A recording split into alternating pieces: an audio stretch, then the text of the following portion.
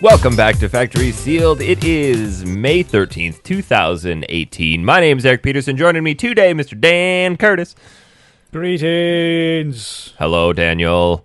Hello, Eric. It's nice to see you again. You sound awfully generic.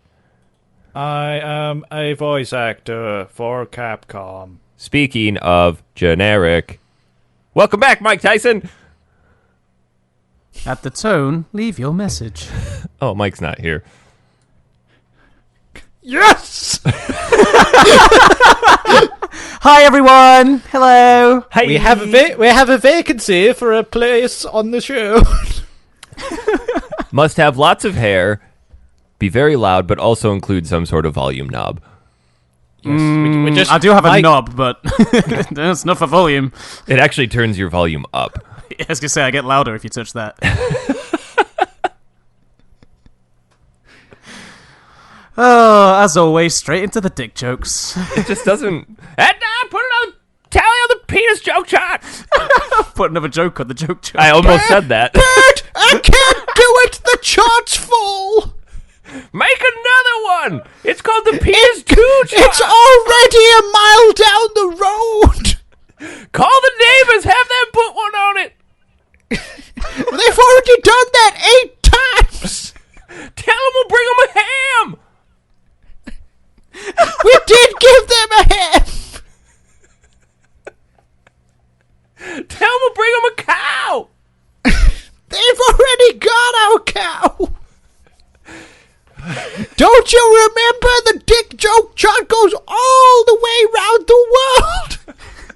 It should be say all the way around the cow real quick! I can't remember anything. I've got dementia, goddammit. What?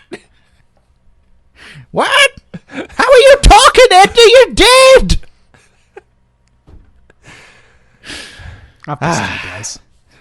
It's good to be back. I needed that. It is. Oh, And breathe.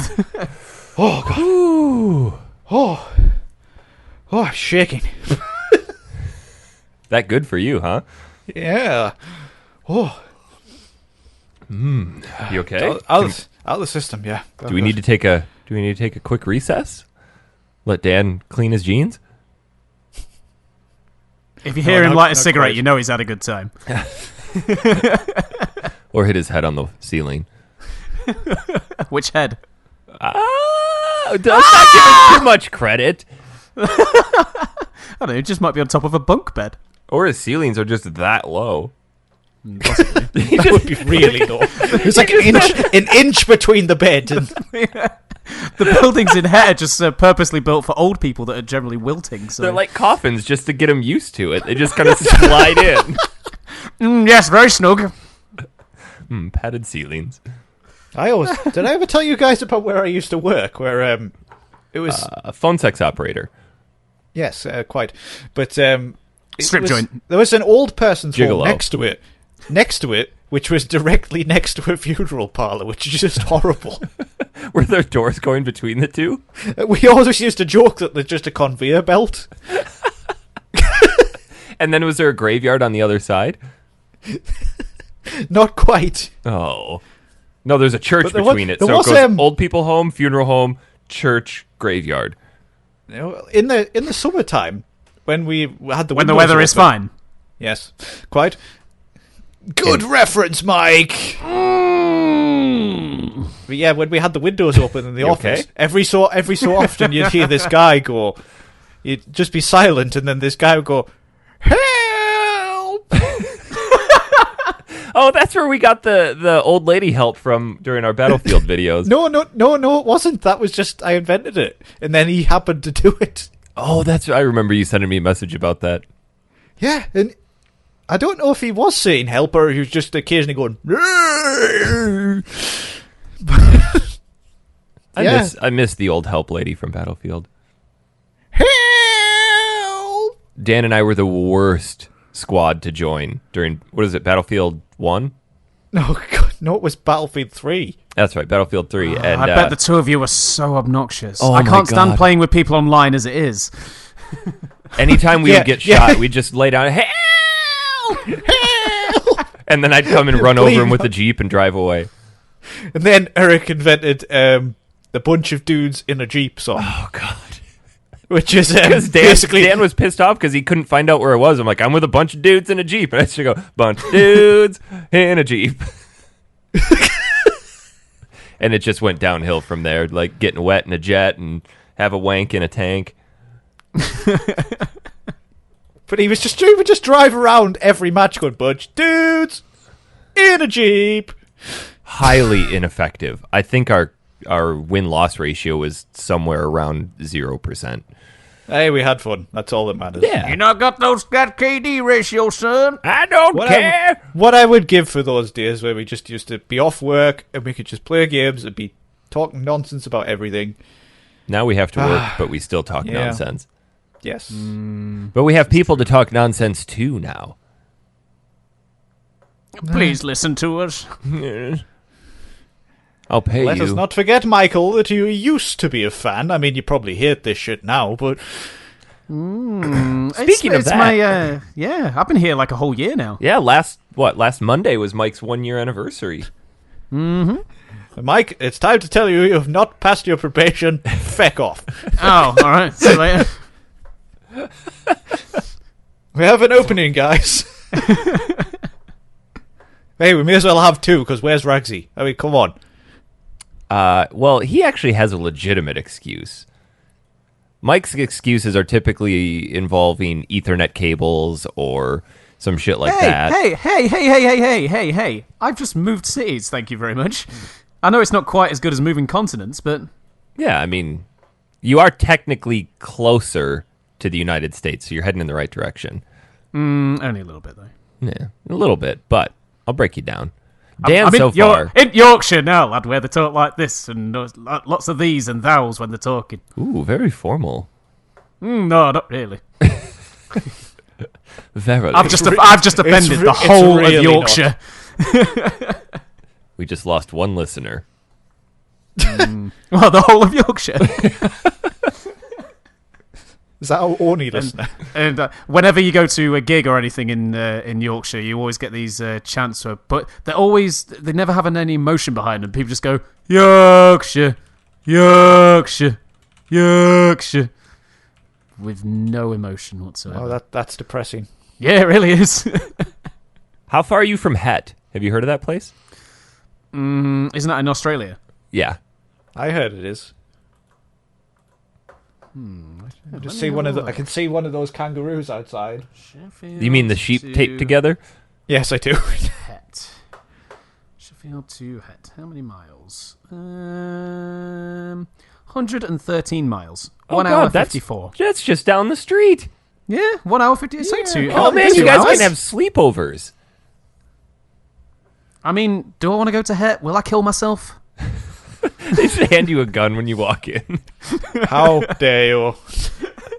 Give you a suicide pill to slip under your tongue as you walk through the border.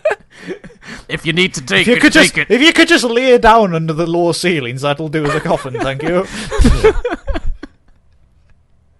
Welcome to Het. We're sorry you came.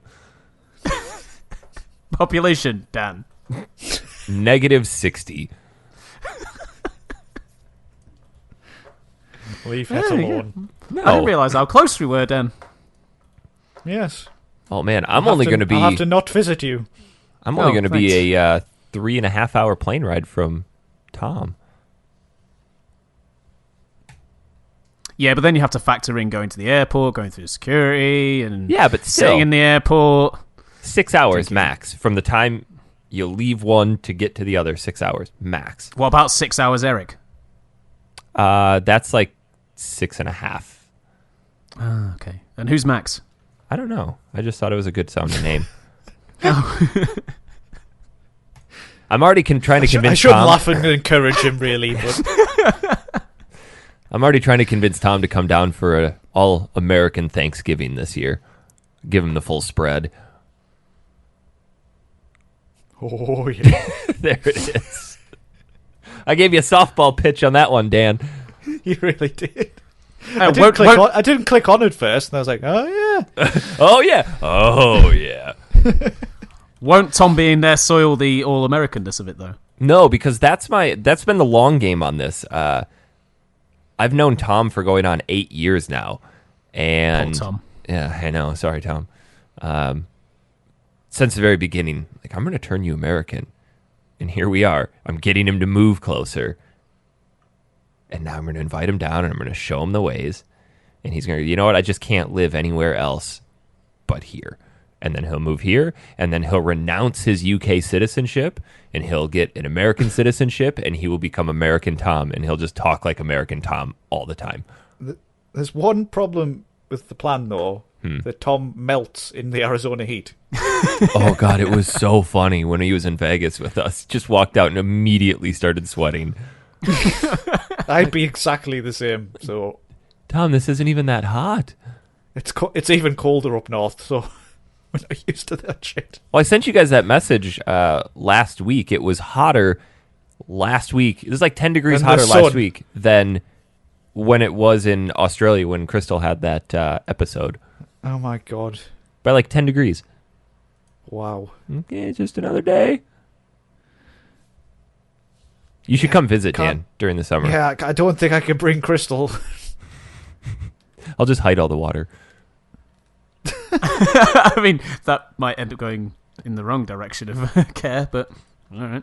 Yeah, she drank too much water, apparently. That's what happened. So Don't stay hydrated. So you meant to maintain a healthy balance, apparently. what's been new, guys? Yesterday, my father joined the Eric Bionic Knee Club, where you don't have a knee. Well, Yes. I have knees. I just don't have a collarbone. Yes, collarbone, that's the one I was looking at. Yes, but my father went in for... He had a knee put in his yesterday. collarbone or a collarbone put in his knee? Because that seems odd. Yeah. He's Why just not both? Oh, yeah. Just reverses him. Walks on his shoulders. And why do you think I'm the way I am? That's why my dad's like... Your dad's the normal one. Yes, but he's had his knee replaced. Oh, poor dadsy.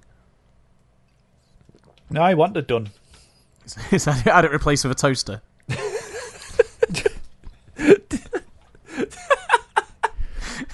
Hey, you guys want some toast? Yes, okay, Dad, we want some toast. When he straightens We his know. leg out, the toast just fires out. Always has some bread in there preloaded. You're a pair of idiots. Only on this show would it get talked about that somebody has a toaster in their knee. I will state it just for the record. This is a retro video game podcast. Honestly. What are video games? Wait, hold on. They've ported Skyrim to toasters, though, haven't they? No, Wait, Doom. what? Doom. Doom. Oh, it's Doom on toasters. Yeah, Doom is the one that gets ported. You see somebody ported Doom to work on the touchscreen LED bar on the new MacBook Airs? Nope. Really? Yeah. You know that touchscreen along the top row, the keys that you can customize with like emojis or different macros? And it's like 19 inches wide by 3/4 of an inch tall. Somebody got Doom running on that. Wow. Why, though? Why not, though? But why, though? Z, though. Cue them. Oh, God. Alphabet jokes. Wow. I'm a dad. My dad jokes leak out from time to time. It's nearly as good as Mike's optician one from weeks ago. What was that one? I can't even remember what that was. I can't even remember what it was, but it was shit. Speaking of dad jokes, did you guys see the video of the Kratos Segue? voice actor doing Yes, dad I jokes? did. Yes. God, that was funny. It was funny. Speaking of God of War, though, Segway! thank you. I was waiting. I just want to put it out there that you two and Mr. Tom Regan are the nicest guys in the world. Because Well, obviously. Yeah. yeah, no, well, I don't want to go, woe is me, but I'm having a bit of a shit time at the moment, and you guys chipped together and surprised me with a copy of God of War, and I thank you for it. You're all fantastic. Thank you. You're welcome. You're so welcome. We don't like sad Mike. Although you have to also talk about the entire story of this. We contracted Hazel, Mike's lovely wife, to purchase said game, and when Michael was out, we contracted Hazel to pack it in as many boxes as possible. Well, first, even before that, it took Hazel and I a good hour to figure out how to get this thing paid for because she apparently didn't have PayPal, or she does. But her PayPal's fucked. She's banned from it, and then she got it, and then she finally got it up and running. When I went to send her the money, it's like, you have to go to the merchant's website. I'm like, what the hell? Hazel's not a store? So I couldn't send her money through PayPal. And then we were trying to figure out some other way to do it, and I finally just went on to Argos. And Argos. Going down Argos. There's clearly a G-O-S in it. Goes. Oh, God. Argos. No, but when you say goes, there's an E in there. Argos is just... Maybe it's the possessive goes with an apostrophe. I don't know. Argos. Anyway, she you went said to some Argos. dumb shit in your time, but good God. Might I remind you of Konami? Oh, yeah. True. What idiot said that? Idiot. God. Oh, I hope you contract a vag plague. Craig got his vag plague from eating a caramel crayon. Go and play with your crayons, you cretin. Pick me up a bagel while you're there. Yeah. Anyway, boy, it's getting hot in here. Getting down to Vegas. Take a sip of this mimosa. You sure it's not a mimosa? Yes, there's dead moose in it. Anyway, she goes to Argos to pick I'm this up. going to call it Argos from now on. I mean, you don't have to go. It's a Argos! I'm going to go to Argos! Hey, Argos! Is that the same as Argos? What does Argos sell? Argos, my precious! That really hurt my voice. I didn't even know I could do that accent. Who knew? Was it an accent? It's just you having a seizure. Fuck off!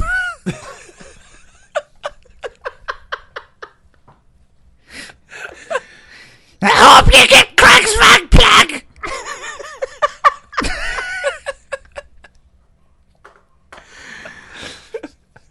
So anyway, Eric, you went to Argos!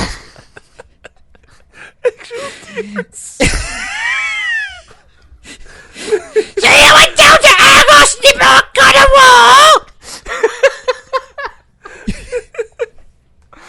It's a SNES shop! They just sell catalogs out and you order it while you're in there! You don't see anything on shelf! Hazel's gotta be upstairs going, what the fuck?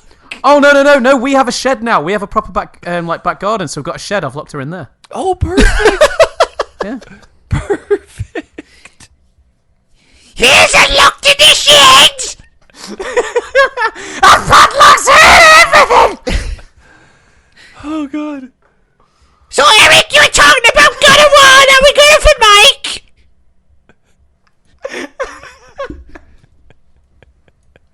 Are you okay, Dan? I see I can't speak any other way now! You sound like the old ladies playing Pinochle and Hat. Anyway. Oh, ow. Anyway. Went to Argos. How do you say it? Argos. Argos. Every time you see it, you go, Argos! Argos! Argos! Hazel, go to Argos, get that guy that wall! Anyway, we bought Mike a sodding game, alright? Well, when she picked it up, she's like, "Do you want me to package it any special way?" I'm like, "I don't know. Make it really hard to get into and tons of tape." And she went the extra mile with it. The game, everybody knows the size of a PS4 game case. She hands Mike this box that's probably 4 feet by 3 feet by 2 feet. She probably spent all morning wrapping that. How many layers was there? It was about 30, wasn't there? Oh, fuck knows. And like randomly in the layers, she put like little sweets as well. Oh man! It's the same as candy, Eric. Sweeties. I need to stop her. I'm not going to be able to speak tomorrow. You're gonna end up going into work. Good morning, everyone. All you snakes. How long did it take you to unwrap that, Mike? Oh, a good 5 minutes. Okay. Did you have any idea what was maybe going to be in longer. there? No. So Hazel started trying to film me, and I was in like a pretty bad mood, and I thought she was doing like playing some sort of joke on me, so I had no idea what was going on. So like in this video, I'm just really like unenthused. Yes. Stop I've never filming seen a me. person be less excited. This shit, huh? Thanks. And then when I realised it was actually something proper, I was like, oh, this is surprising. And then he takes it out. He goes, "Oh, thank you." I like you very much. He goes, "Who's that from?" Well, we left you a card in there that should have given it away. Yeah, well, I immediately said, is this from Peterson, when I read the message. I can't remember what she put in it. It said something like, keep your chin up, something in the meantime, kill some stuff, and hopefully see some boobs. I do like seeing some boobs. Yeah. Come back to bed, Kratos. Speaking of God of War, It's like, where? segue within a segue. I beat it. I beat it the other day, and Dan beat it quite a while ago. And he's like, "Yeah, No spoilers, please, gentlemen. No, there's gonna I've be not no had much spoilers. chance There's to gonna play be no it." spoilers." Kratos is in it. Yep, and he has a beard. It looks a lot like Triple H. He's got like some tattoos on his head. He's a god, He's a bit white, and there's a war going on. and there's some snow. And there's of in the title. There's progeny within. Dan, you said a while ago that this might be one of your favorite games of all time, and I was a little reluctant to agree with that, but upon beating it, I think I agree. Wow. Yeah, it hurts me, honestly. It hurts me to agree, but I think honestly, you're right. Honestly, the whole package, just fantastic. 10 out of 10 game, It's definitely. amazing how well some of the major plot twists and not twists, but just the plot points have been kept secret. Like all the way up to it's the quite end, impressive. everything that happened, like I did not see that coming. No, it reminded me of similar to Horizon Zero Dawn. That kept me guessing until the end. Yeah, really well done. Yeah. Really well done. My mom beat it last night too, and she sent me a text message about it. I'm like, yeah, see, it's awesome. So- The question is, will you persevere with the end game content? See, that's the thing. I was talking to Zach Foley about this, and I just have a tendency, like, I don't know if I'm just hardwired this way, but as soon as credits roll within a game, I lose interest. Like, well, I'm done. Like, just something clicks in me, like, this game is over. Why am I still playing it? Move on to something else. It depends on the reward for the rest of it, though. Like, if I do the credits on a game and then I go back and do the rest of it and I get an extra ending, then I'll want to go and do it. But if it's just a case of doing side quests, I'm kind of in the same boat as you. It depends on the quality of the side quest, though, as well. Well, the thing for me, though, and I think the way that I see it is all of the side quest stuff is to improve your character to help make the end of the game easier. And now that I've beaten it, what am I doing this for other than just doing it? See, like Final Fantasy X, I spent more time side questing that than getting to the end of the game because I could kill the last boss with one hit. Yeah, in the end. but still, that was all prior to the end of the game. This is Great. No, I know. You've- I'd already finished the game, but I went back and did all the side quests. Because you can leave Sin. That's And true. Hey, don't spoil the game. Oh my god! It came out like 1,000,000 years ago. Yeah. I won't spoil God of War. Well, But I like will the exact spoil same Final thing Fantasy. happened. The exact same thing happened to me with Breath of the Wild. As soon as I beat that, like I tried to do as much stuff as I could in that game before I beat it, because I knew as soon as I rolled those credits, I would not want to go back to it, and I haven't. That's I was actually like what that. happened I to got me the as deal. well. I got the DLC, and I haven't gone back and played the DLC just because I feel like I'm done. But that This is is one what of those. Go ahead, Dan. This is what we said about DLC, isn't it? We don't really buy a lot of DLC because we've already finished the game. We tend to move on to something else. Well, it's like I haven't played Final Fantasy 15 yet, and to be honest, I'm glad I haven't, because I think by the time I actually end up buying it and playing it, it'll have everything. Well, yeah, It's you gonna can be a get good the 10 years before they get all the content out of that shit, man. No, they have the Royal Edition out now that has all the DLC. Yes, but they're also making current DLC. more DLC over the course of the next year. I heard someone online refer to Final Fantasy 15 as the game that would never come out, but now won't stop coming out. That's actually a good analogy of it. Yeah. I can't, they've added all kinds to that game, like the off-road car and all that kind of stuff since it's been finished. And I mean, I had a really good time with it, don't get us wrong, but I wish I waited now and played all this I think DLC. once they're done with everything, like confirmed done, I'll probably pick up whatever edition they roll out and play through it again.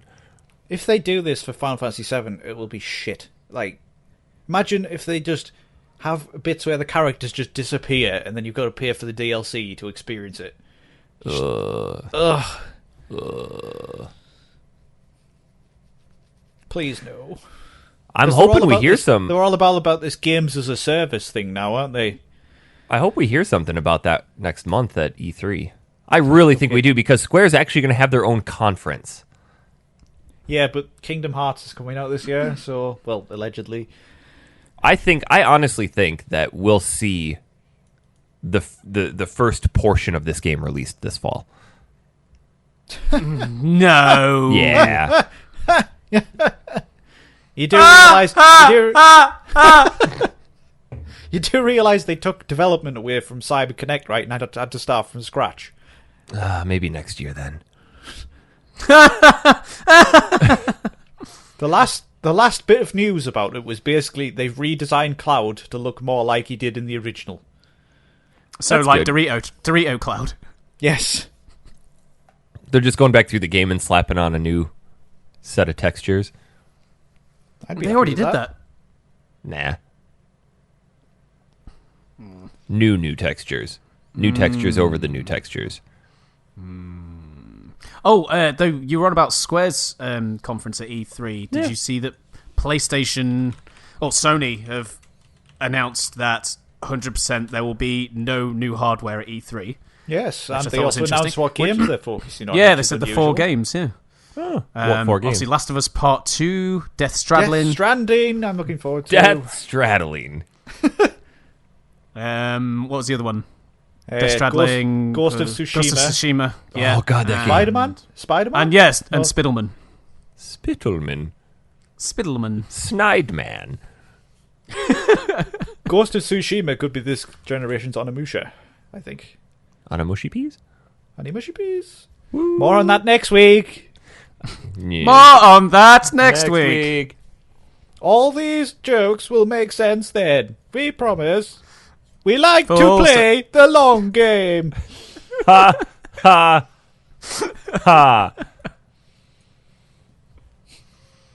You wanna play on the mushy peas? Oh, that proper caught me off guard. I forgot. We were talking about God of Sony? War, Sony. Trying to figure out our train of thought here because we tend Do to you think? meander. Well, I want to say, do you think we get a release date for Last of Us 2? Yes. This holiday. I think it'll be next year, but No way. Red Dead Redemption's coming out this holiday. No, that's October. That's not holiday. It's close enough. Nah, it'll be November. Do you guys hear the news that apparently the new Call of Duty doesn't have a campaign? No, it's just straight online. What the hell? What's The best? campaigns It has are a the best battle part. royale mode. I don't. I get that that's really popular. I'm not into that. I tried Fortnite for a little bit, and I was just like, eh. Supposedly, yes, they are doing a battle royale mode, but at the moment it only supports like 50 players. How much Which do all the battle royales Fortnite like and PUBG? 100. That's kind of like the standard for it. Huh. He's right. He's right, you know. He's right. This whole thing with Fortnite, though, getting as big as it's got, is just baffling. Yeah, considering when that game first came out, it was just kind of. Have you guys seen how much that's making just through microtransactions? It's making like millions a day, millions of dollars a day, even though it's a free game. Yeah.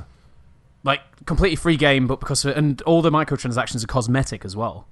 But they're making millions every single day. Welcome to modern gaming. Yeah, it's mental.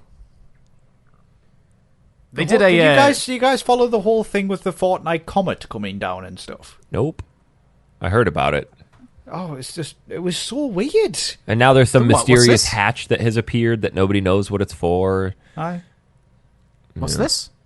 Basically, Fortnite players noticed about 3-4 weeks ago that there was a comet appeared in the sky, and over the course of the weeks, it got closer and closer to the game world. And then about last week, Season 4 of Fortnite started, and the comet actually hit a part of the map and made a huge crater, and now people can get superpowers. Oh, is it to do with the Thanos thing that they're doing? No, that's another tie-in, but... Right, okay. So basically, they're doing this kind of narrative with it. Interesting. Yeah, it's really strange though. It's just people are going nuts for it. You said you gave it a go, Dan. What did you think? No, I played a couple of rounds, but I was like, I have no desire to play it constantly. Yeah, see, I'm not, as I always say, I'm not massive into online play, and I gave it a go, and I was just like, eh. Yeah, as I've gotten older, I've kind of lost my interest in online multiplayer. Me too. I think it's a kids thing. We've got old guys. We are old. Can you guys hear my daughter screaming?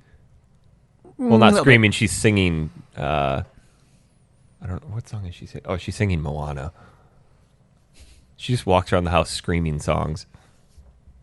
You mean you haven't taught her any Dan C. Gilbert songs? That's next week. You have failed as a parent. I failed as a parent when Ellie chose Sonic over Mega Man. Yay! I'm very happy about that. But I will have you know that Amelia chose Mega Man over Sonic.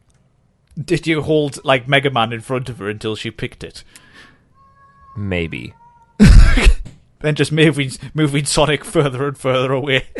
Every morning, Ellie has to ride to school with her Sonic stuffed animal and come home, and she watches 2 or 3 episodes of the Sonic cartoon. So she's officially the old one. Oh yeah. Oh wow. I love that. That is her favorite show right now. Adventures of Sonic the Hedgehog. It's so bad. I can't watch that show and not just picture Steve Urkel. I have no idea who that is, but You don't know who Steve from Family Matters. It's like a 80s family sitcom, Steve Urkel. Nope. Okay. I know what you're on about, Eric. Thanks. Because it's the same voice actor, and he played this colossal nerd in that show. So to me, Sonic's a huge nerd. I mean, Sonic isn't very cool, is he? I mean, he's 90s not. cool. Which 90s cool wasn't cool? I like chili dogs. Oh, go fast. Hey, Tails. Oh, hey, Thorknife the Hedge Pig.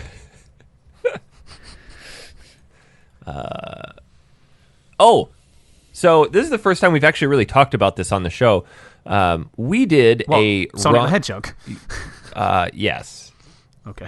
And hopefully it's the last. We just completed our first run of T-shirts for our Facebook community. I think we talked about it on the show, last show, maybe? I don't remember if we did. It was kind of one of those things that just happened. So anybody who's part of our Facebook community had a chance to order a T-shirt, and all of those actually just came in, and I was supposed to get them sent out yesterday, but the guy at the UPS store is a moron and can't understand simple questions. So they're going to be going out Monday. Just drooling on the desk. Was your question, have you heard of Mega Man? It was, and that had no correlation to shipping packages. So, And you're blaming him. Tell you about Mega Man. we spent 2 hours talking about Mega Man. Missed that shipping window. And he didn't ship package 1 for me. But no, the shirts turned out really good. We had probably 25 people. 25 shirts. I can't believe we said this to each other the other day, Eric, but I can't believe we've got to the point where people will willingly buy a T-shirt for this shit. It's insane. I'm very happy about it, don't get me wrong, but it's just baffling. I thought when we first started this, maybe a couple of people would listen, but, it's gone pretty good. It has. It has. Yeah. And you, my friend, have also outdone yourself because with this new the machinery you've got going on, I picture your house has just been turned into some form of factory where your wife and your children are making wooden objects on a daily basis. So I wanted to include some goodies in the shirt bags with everybody. I thought about bags. Yeah, the shit bags. I thought about ordering some custom coasters with our logo on it from some online store. I'm like, you know what? I have this laser cutter sitting behind me. How about I make some coasters? And it got out of hand real Of course quick. you did. Why wouldn't you? Yeah. I mean, I bought this thing. It really got out of hand. Oh, really God, quickly. did it ever. So I was initially just going to make a couple coasters and just randomly stuff them in people's bags. And everybody else was going to get little buttons that I had made that were probably about 1.5 inches diameter. With different catchphrases and slogans, and I'd initially only designed 4 and threw those out there, and just the submissions that people sent back, I think by the end of it I had 16 different buttons and 9 different coasters made. Wow. So it was, just different designs, and then I put 2 buttons in everybody's bag and a coaster in everyone's bag. So for all week I'm just printing and designing and things just cooking along. It was a ton of fun to make all those. I think they're honestly really good. I really do. So what did we have in the end? Oh God! So the coasters we had. Some people special requested the custom. Did somebody say Mega Man with my face on it? And then one person wanted Tom's bundle picture, so I threw that one in there. But I made for reference, I made coasters. I designed everybody's face to be laser cut, so you'd laser into the wood and you could tell it was us as a inlaid image. And I did, what did I say with you? Oh, Dan, I had your I saved this show, and Mike Tyson with just a volume knob going up to 11. I love that. Tom's bundle picture, and then my Mega Man picture. But otherwise, the other ones we had were, your basic get it. I saved this show, and then let me tell you about Mega Man. What were some of the other ones? I'm drawing a blank on all of them now. I did a So Nice the Hedge Pig coaster. Oh, that was great, that one. Yeah, Tom's image that he made. The penis joke chart with with a bunch of tallies on it. Yeah, you can see pictures of it on our Facebook page, facebook.com/group/factory sealed podcast. I'm going to pull the picture up really quick, but yeah, they turned out super good. Some of them are made out of, oh, here we go. I've got the quite with the pinky raised, and then Mike's, it was the will of the people. Dan's, yeah. So I don't know, Eric, are you going to, if somebody wants one of these, can they perhaps buy it, or I don't know? Yeah, absolutely. If they want to buy a set of coasters or something like that, just shoot me a message on here. We can figure something out.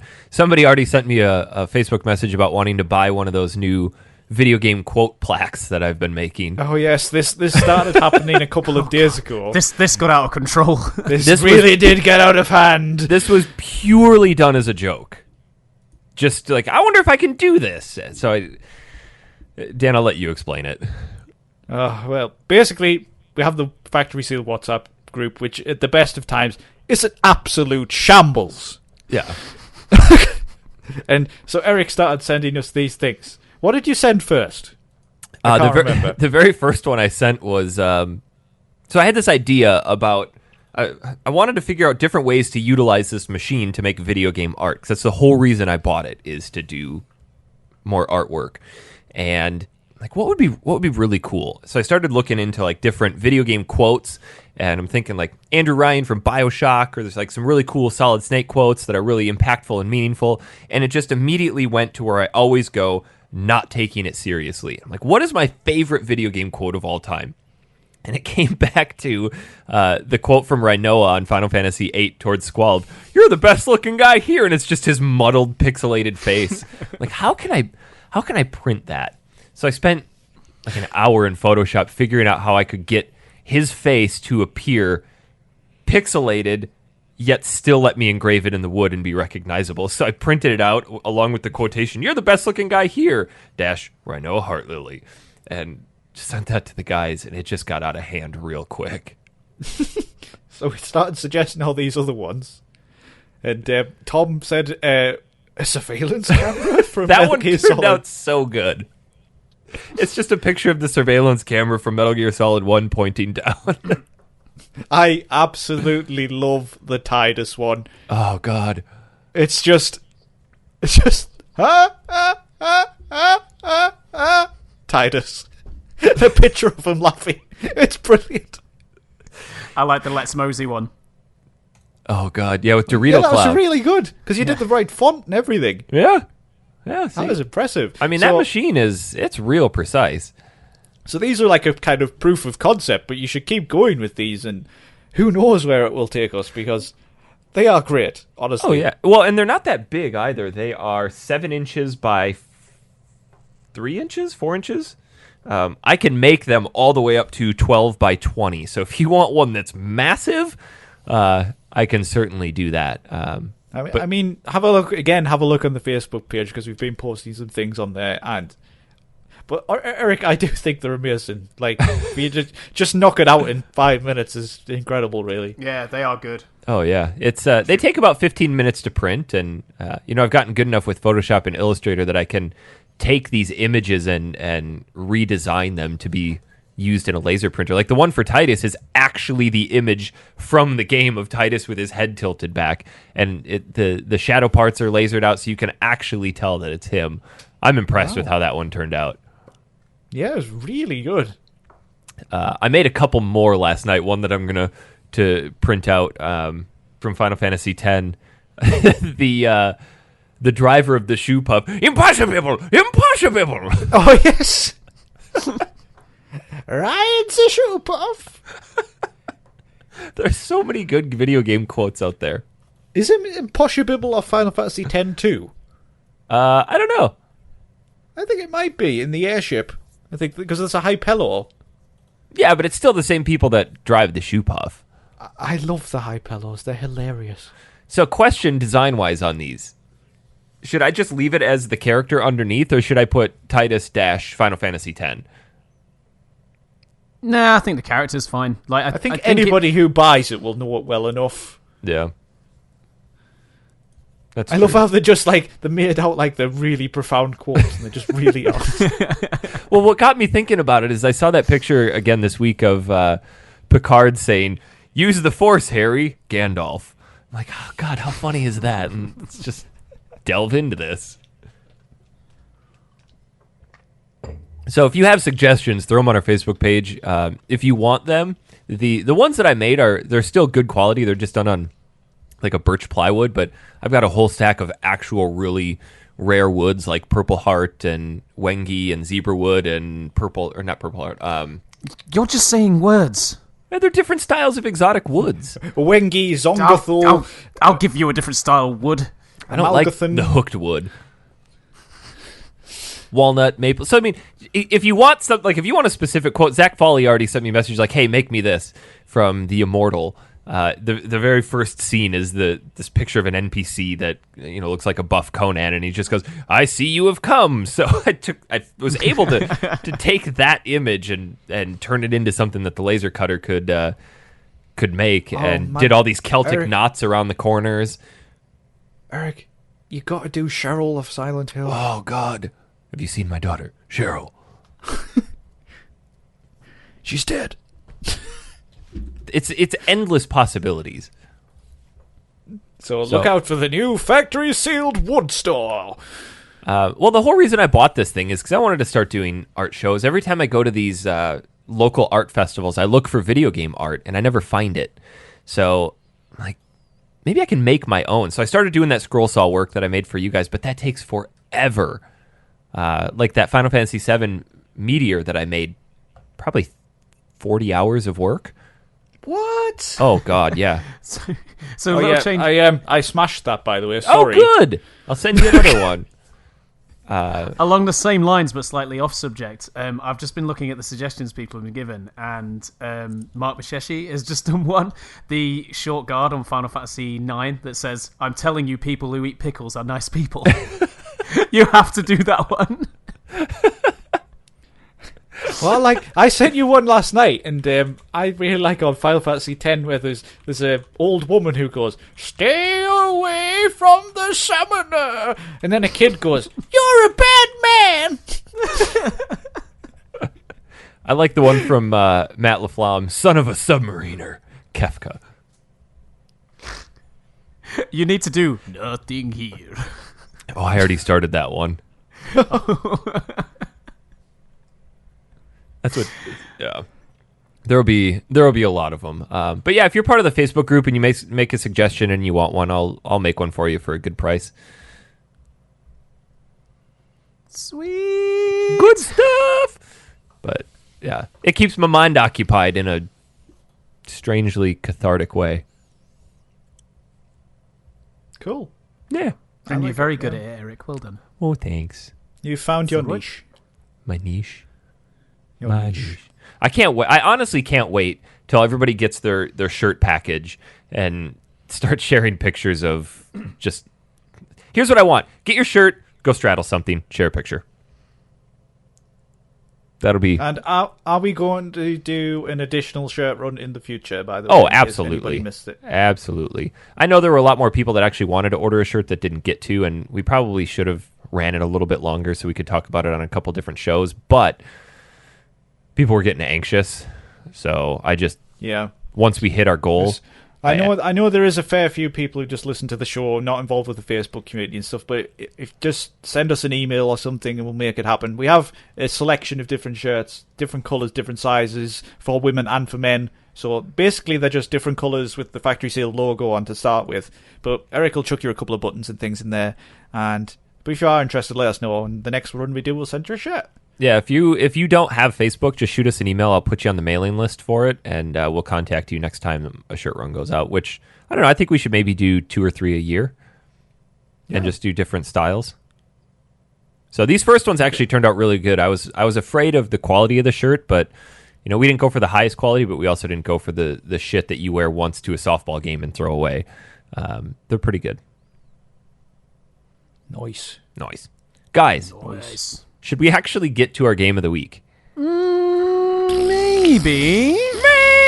Dan. Maybe. No, well, I'm just thinking maybe we should talk about the Nintendo news from this week. Oh, yeah. Seeing as though it actually involves retro games. Yeah, I think we should. I think Mike's right.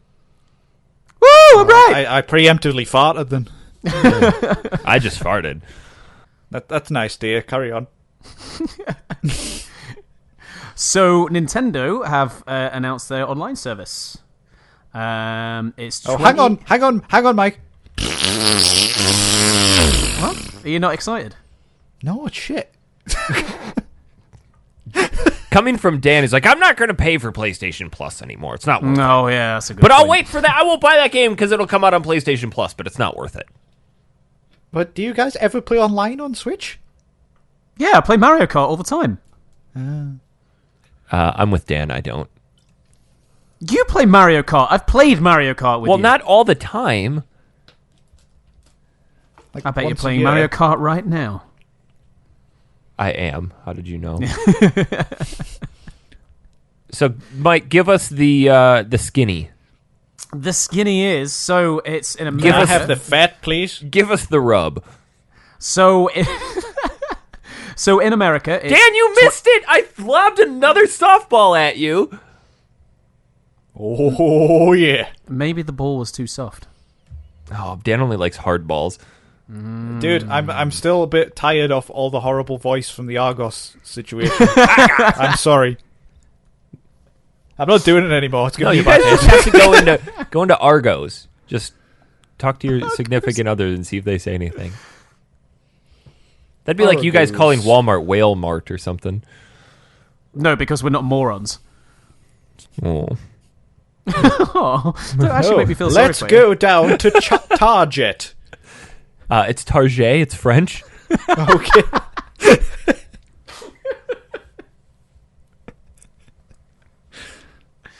Oh, speaking of Target, yesterday I was there. They had the Super Nintendo Minis in stock again. Apparently, there was another shipment that went out. A bunch of stores got Yeah. more stock. Can they just re-release the NES ones already? Because they said last year they were going to do another run of the NES, and I haven't seen NES 1 from Nintendo. I think at this point, though, if they re-released that, we'd still be in the same situation again because there's still such high demand for it. Yeah, but if they do the numbers of the SNES that they've done for the SNES Classic, which clearly there's been enough of, because I know they've been out of stock in some places for a little while, but they've not been that difficult to get hold of. I don't know. It's the first time I've seen them actually in stock.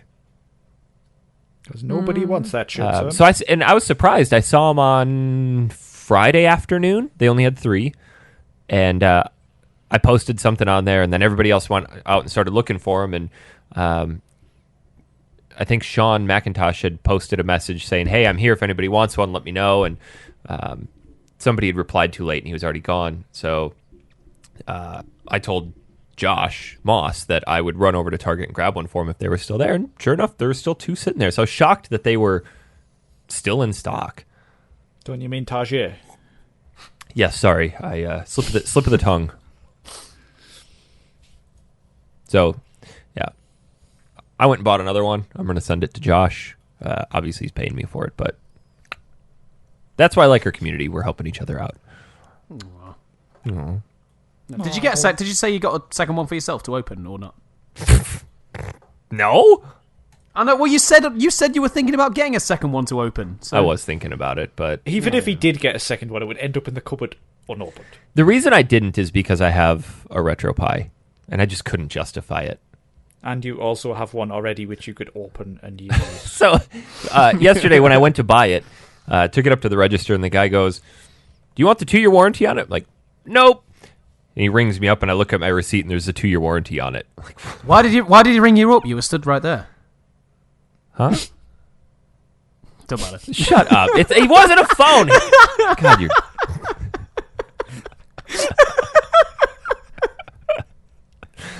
They're just standing looking at each other on the phone. You want the 2-year warranty on that one? I can't hear you. You're breaking up. Hello, can you hear me? I'm calling from Argos.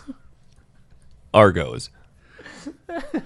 Anyway, can we get back to the Switch Online service? Mike, give me the rub. Oh, yeah. Do you want me to ring you, or do you want me to tell you on here? Can you ring me on here? Probably. Anyway, in America, it's $20 dues unless you want the family option. Which Is that I a think year or a month? For a year. Oh, hell, that's so cheap. Yeah, exactly. $20 I'm buying it dues. for sure. Yeah. But you can get like a family thing, so quite a few of you can access it off one membership, and I think it's only $35 dues. And I it think- introduces cloud saves. Yes, it does. Which there's been a bit of a backlash about that online. People are moaning that they're charging for that. But It is a bit PlayStation shit. charge for it? Why do you need cloud saves that much? Like, why? Damn. What if you lose your Switch in the outback of Australia? Then you can play the game again. Oh, what if Crystal falls over and lands on top of your Switch, breaking it? With her I've face. fallen over. And you lose all your save data, Dan. Then you're going to Argos to get another one, you bastard.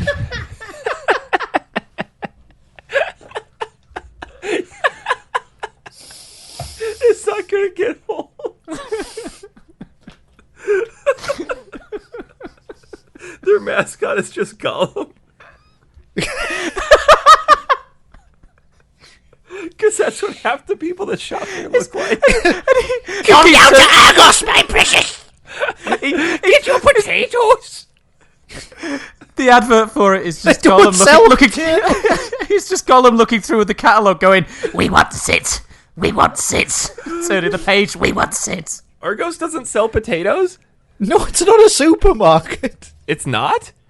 No. Oh, I'm thinking of Asda. Yes, you are.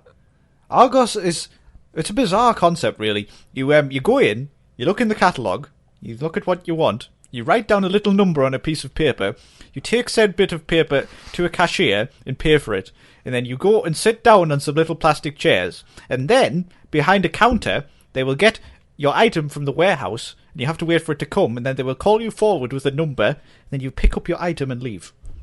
yeah, so it's all, you can't see it all. Like behind where the counter is, it's like the Narnia of household goods. Yes. The non-ear? Narnia. Narnier? You know, the Lion, the Witch, and the What's in Wardrobe. the wardrobe? Oh, sorry. In It's America, like fucking Narnia. you probably say Nanaya or something stupid like that. Narnia. No, no, I yeah. said Narnia. No, you said non-ear. What? No, I didn't. Anyway, Switch Online. Oh yeah, so it enables you to have online play as you save cloud. Yeah, but your it won't cloud have data. voice chat. You still got to use your stupid No, phone. you still got to use the stupid fucking app. You're right, but but the interesting thing about all this is that Virtual Console as we knew it is not coming back.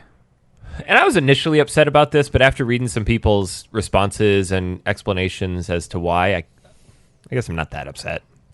No, it sounds like a rebranding to me.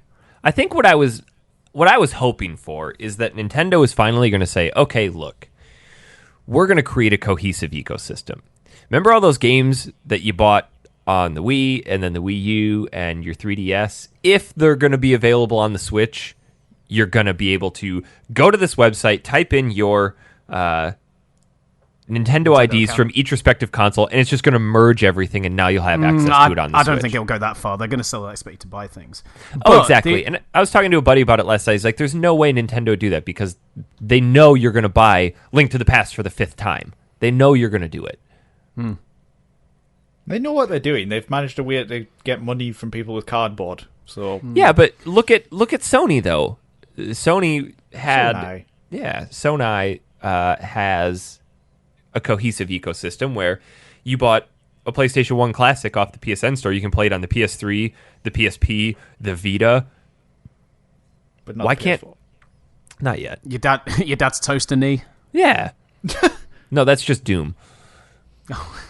That's not a PS1 Classic. Oh, sorry. But Wait, side no, note, Doom was on there though. side note, did you see that hackers have discovered that the PS4 version of Parappa the Rapper is running on a PSP emulator on the PS4? Yes, I did see that. Here's hoping they start porting some PSP games. Nope. I just want They Crisis started. Core. They started porting PS2 games about 4 years ago, and they've done about 3. True. So how are the retro games going to work on there? Well, the interesting thing is they've announced that there will be 20 NES games. So the interesting thing is the title, because they've called it Nintendo Entertainment System, Nintendo Switch Online. And there's going to be 20 games available at launch. They've only announced 10 of them, but there's going to be 20. So you've got Soccer, Tennis, Donkey Kong, Mario Brothers, Super Mario Brothers, Balloon Fight, Ice Climber, Dr. Mario, the original Legend of Zelda, and Super Mario Brothers 3. But You've got online play, right? Yeah, so all of them are going to be have online features. So the ones that are 2-player, you should be able to basically have 2-player games online. You can watch each other play single-player games online, and you can pass the controller in Very parentheses similar to at any PS4. time. Yeah. So you could be playing Legend of Zelda, be watching your friend play it, and you go, "Oh, you play for a little bit," which is quite interesting. But the thing that I find interesting on this is, like, is it going to be like PS Plus, where if you let your subscription run out, you don't play them anymore? Are they going to be available offline? We have to be connected online all the time. Is it going to be like Netflix, where they put games on, take them off, or what? I'm sure it will be satisfyingly confusing, Michael, knowing Nintendo. So I was reading about this a little bit just now, and it says, do I get to keep these games, the NES games, forever? Answer, doesn't sound like it. Nintendo will only let you play these upgraded games so long as you're a Switch Online subscriber, but you can download them and play them offline. But is that going to be it for the year, or are they going to add more to it?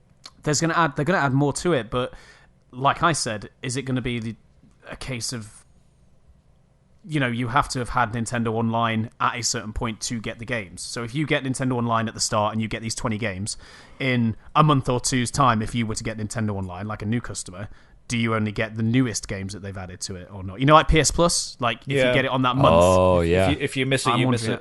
Yeah, I'm wondering if it's going to be like that. I don't know. I mean, it's $20. I spend way more money on a lot dumber shit. I'll spend $20 a year on this. Well, I mean, in America, the NES Classic games on the Virtual Console, what are they, $5 a pop?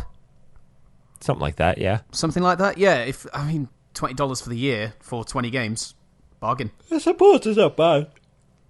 Oh, Dan's going to turn into a pumpkin soon. We haven't even gotten to the game of the week. Oh, that's going to put me to sleep. Good. But I'm going to get it. I'm going to pay. I'm going to pay the $35 as well, so Hazel can play online and stuff. So. Oh, so nice. Wait, Plus you guys have two Switches? No, not yet. But she can then obviously play online. But isn't it using her account per console, like PlayStation Plus? If you have two users and one of them has Plus, the other has access to all the Plus features. No, you need the family pack. See, yeah, I think it's the same on the Switch. But I'm going to look to see how it works, because I know it sounds like it's going to be similar to Spotify, where you can get like a family version of Spotify. But you're in the terms and conditions, you're supposed to all live at the same address, but you can kind of get around it. My family doesn't.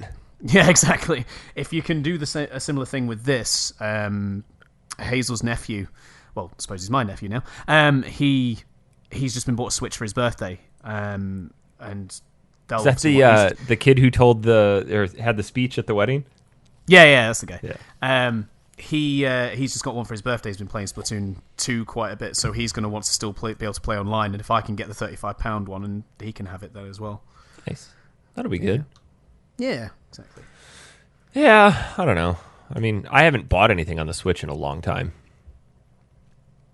I haven't played on mine much because I've been balls deep in God of War. So. Oh yeah. Yeah, so I've got a lot. I've still got Xenoblade 2 to finish. I've got Mario and Rabbids to finish. So apparently a Monster Hunter game is coming out for the Switch. Yeah, it's the one that's already out in Japan. It's Double Cross, it's called in Japan, I believe. And it's getting ported over. It's going to be called Monster Hunter Generations Deluxe. What is it with like Japan and obsessions with X in titles? Extreme! No, it's just usually, like Mike says, Double Cross. Like, what is that about? Yeah, there's been a lot of websites I've been on where it says Japanese XXX. Man, I was hoping for an oh yeah, but joke's wasted on you guys.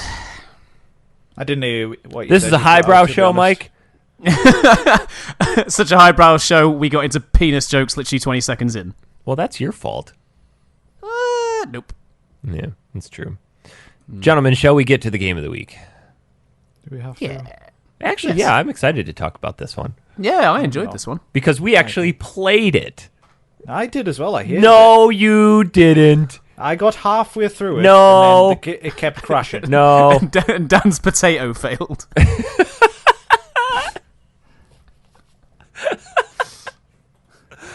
Oh, God. Okay, so after a lot of suggesting, I didn't realize people have suggested this game as much as they have. I went back through our page, and this has been almost a constant suggestion every time. We're like, hey, guys, what should we play? And everyone's like, play Full Throttle on PC. So we finally got around to it because it was on GOG.com for like $15 for the new remaster. Wait. I thought we were watching the film Charlie's Angels Full Throttle. Oh. Well, Dan watched something this week. I did. Was it Charlie's Angels? It was. No, it was a YouTube video called Full Throttle Remaster Complete Playthrough. no commentary. It was. And I'm very glad I did, because I've saved myself a hell of a lot of time clicking on things for no reason. We have reached a new low. I'm not even going to make an excuse for it. I'm perfectly happy to do it. Yeah, I hate you adventure whatever games. I'm not whatever gonna play helps them. you sleep at night. It does. Whatever I helps. probably you would have sleep. flung my laptop off the wall on my potato. Well, you probably should, because that damn thing's like 8 years old now. Oh, God forbid. You know that laptops have a shelf life of about 3 years, right? Did you know that I only use my laptop basically for this, so I don't need a new one? And for the porns. Yes. Oh, no, Yeah, you can but- watch that on your phone nowadays. Wait. You only use it for this. Don't you emulate a lot of the games on the laptop? So you're still using it for this. Not recently. And if you can't emulate the games, Daniel, you're going to have to go and buy them and buy the old console and find them, and then that's going to be But more I money. can't, Mike, because it doesn't come in the box. Exactly. He's going to need to find a complete console set. It's a conundrum. Does this Super Nintendo have every game ever released? No? Can't buy it. Can I just get that game on one unit? He buys a new console every time. Yes. So anyway, my crap top this week does not like Full Throttle at all, and it would crash constantly. So Dan watched the game this week instead of playing it, so feel free to Yes. give him incessant shit. Beep, beep. Bape, bape, here it comes, motorcycle coming through. Okay, so what is Full Throttle? It is a LucasArts game from the mid-90s. And it should. 95. Written by Tim Schafer, Dave Grossman, Tim Schafer of Double And Fine. it shit. It's really not. It's actually not at all. really I not honestly shit. really didn't enjoy it. Well, because I you did didn't play it. Yes, I did. I played through half of it, and then I watched the second half online. I don't think that's true. It is Yeah, but true. maybe if you'd played that second half, you might have got more fulfillment out of it. I wouldn't have. It was shit.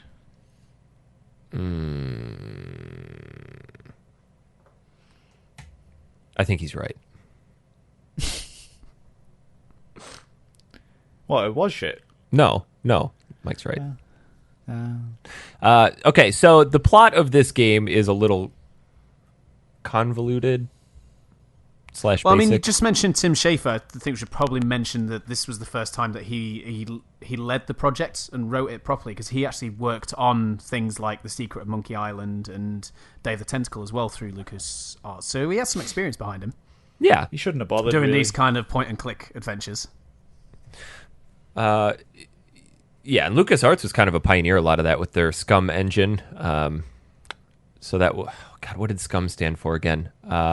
Something creation utility for Maniac Mansion. Script creation utility for Maniac Mansion. That's what it is. Use that same Well engine. done. This game's kind of a technical marvel at its time. So we played the remaster, which gives you the ability to look from original graphics and audio and then swap immediately to current graphics and audio. Very similar to what Wonder Boy on the Switch did. Wonder Boy. Oh, my voice broke then. Ooh. Oh, I'm becoming a man. Did your balls drop?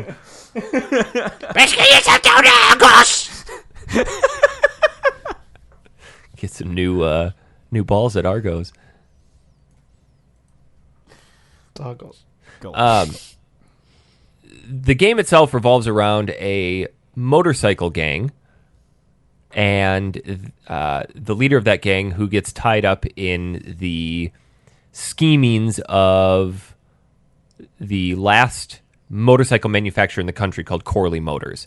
The CEO and somebody else are on their way to a shareholder meeting when he discovers that... Adrian Rittberger. He's like his assistant, Adrian Rittberger. Yeah, Adrian Rittberger, who is voiced by Mark Hamill. Mark Hamill, yeah, Mr. Luke Skywalker himself. I did not notice until I saw the end. I'm like, who the hell is Oh, Mark I Hamill? know. I noticed it straight away. As Really? soon as he started talking, I was like, Mark Hamill. So anyway, There was a bit of a clue at the start, guys, as well, where Mark Hamill's name literally pops up during I the didn't credits. read that shit. Standard. Yeah. I didn't even know this game had buttons. So Adrian Rittberger is scheming to take over the company. And Well, to give it some kind of context, it's kind of a little bit futuristic, isn't it? So, like, all the other vehicles you see are sort of hover cars, apart from all the guys on the motorcycles. Yes. And Yes. it kind of gives off that post-apocalyptic feel, but Tim Schafer's like, it's not post-apocalyptic. It's just a world different than what we're in now that's a little bit more barren. So I'm like, is this post-apocalypse, like Mad Max style? So I was reading a little bit more, like, different interviews with him. He's like, no, it's definitely not post-apocalyptic. It's just a alternate, more barren world. So Malcolm, the CEO of Corley Motors, is suspecting that Adrian Ripperger is going to try to overthrow the company, and he recruits this biker gang. What's the biker gang's name? Polecats? Polecats, yeah. Polecats. Well, he wants to recruit them, doesn't he? Yeah. He sees them and wants to recruit them. To ride with them to the shareholders meeting. The game picks up at the first at the Polecat bar, where I'm drawing a blank on how everything gets kicked off. Malcolm goes in, follows them to the bar, goes in to try and recruit the Polecats to escort them. Uh-huh. He speaks to Ben, who's the main character and leader of the Polecats, to try and get them to do it. Ben declines. He says that he doesn't want to earn any money off them. So he gets knocked out by Adrian Ripperger's goons, whose names are escaping me now. But basically, his goons knock him out. Unusual names. Bolus and Nestor, that's it. They knock him out and put him in a bin, and they basically go back in, and Ripperger says that they want to use the Polecats, so that basically Ripperger can frame the Polecats for killing Malcolm Corley. Which he hasn't done yet, but he's going to. Which he hasn't done yet, yeah, which he's going to. And all this time, like, Ben's unconscious in a bin. Yes. It then takes off where the Polecats go off with Malcolm Corley and Ripperger, and Ben basically wakes him in the bin, and you have to bust your way out the bin. And Adrian says that Ben went on ahead, which this is the first part of the game. Like, okay, all those guys came out, clearly saw Ben's flamboyant motorcycle with 15 exhaust pipes sitting right there. They didn't realize, he didn't actually go ahead. He's probably in the dumpster in the back. I love how excessive his motorcycle is, by the way. It is an It's excessive ridiculous. motorcycle. It doesn't look... There's a bit later on where they're adding more and more things to it to boost it off. And there's something I read from Tim Schafer. So they're adding more and more bits to his motorcycle to help later on. And I read a thing from that Tim Schafer claims it took the writers a whole day to come up with the name Pre-Regulation Destroyer Class Solid Fuel Recall Booster as the bike accessory that ends up being in one of the game's puzzles. It's excessive, yes. Yeah, just a bit.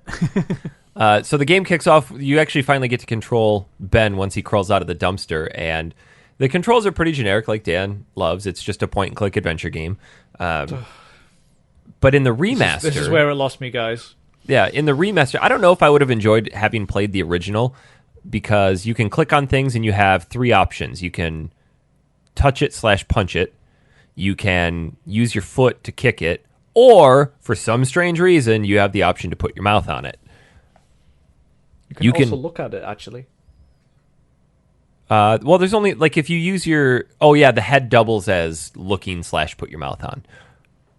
Well, the interesting thing as well about the that control scheme with the menu, it was the game that introduced they call it the pie menu, where you control your interaction and objects. Because normally on games like this, it was all your items and objects were kind of on a bar at the top or bottom. Yeah. This is kind of the first one to do that as well. And I've just read here, apparently it was the first LucasArts game to be released for Microsoft Windows, and the first one to be distributed only on CD-ROM. I think it needed so to. So it's got some history behind it. Ooh. Setting records. The remaster is really nice because if you press shift, anything that can be interacted with is highlighted.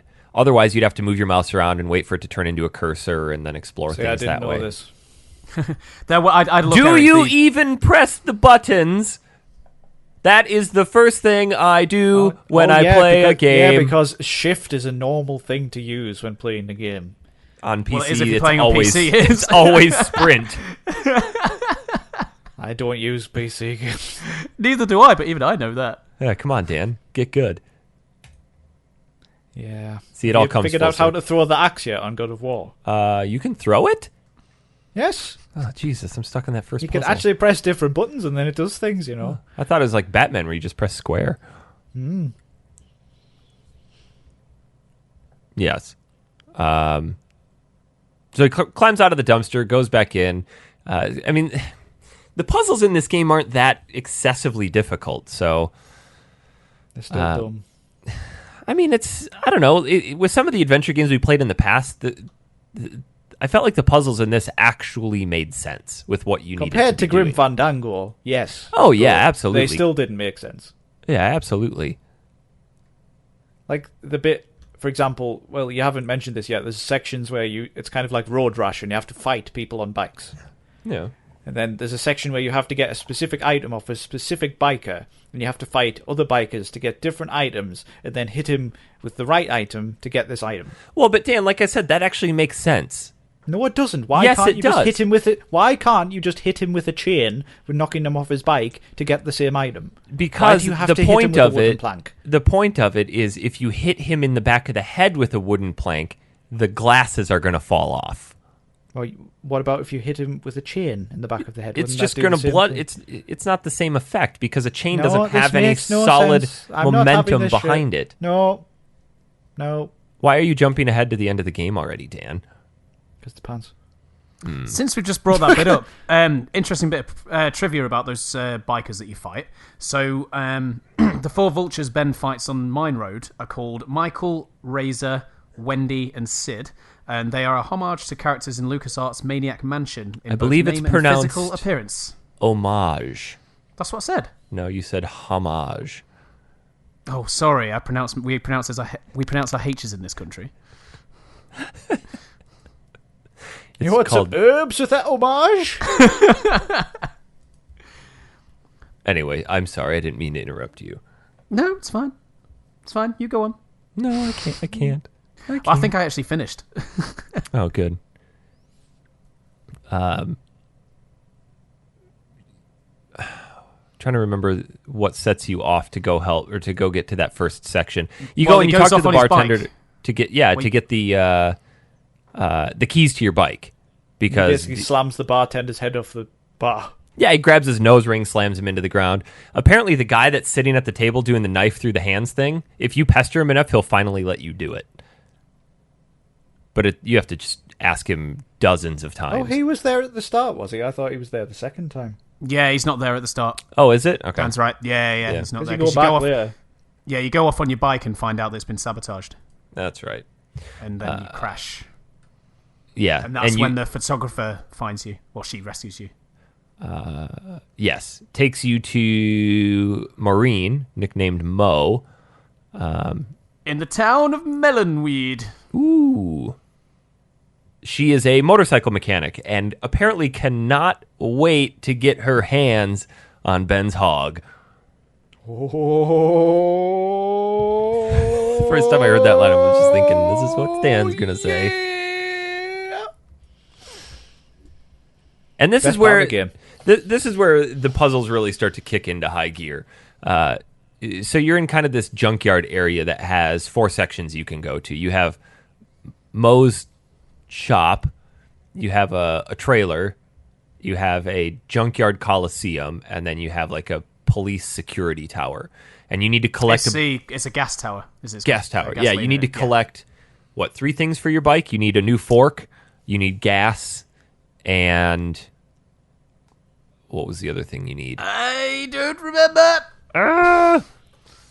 Anyway, you need to get Welding things. torch. No. Welding. it? No, she needs her welding torch. Yeah, her welding torch has been stolen. Yeah.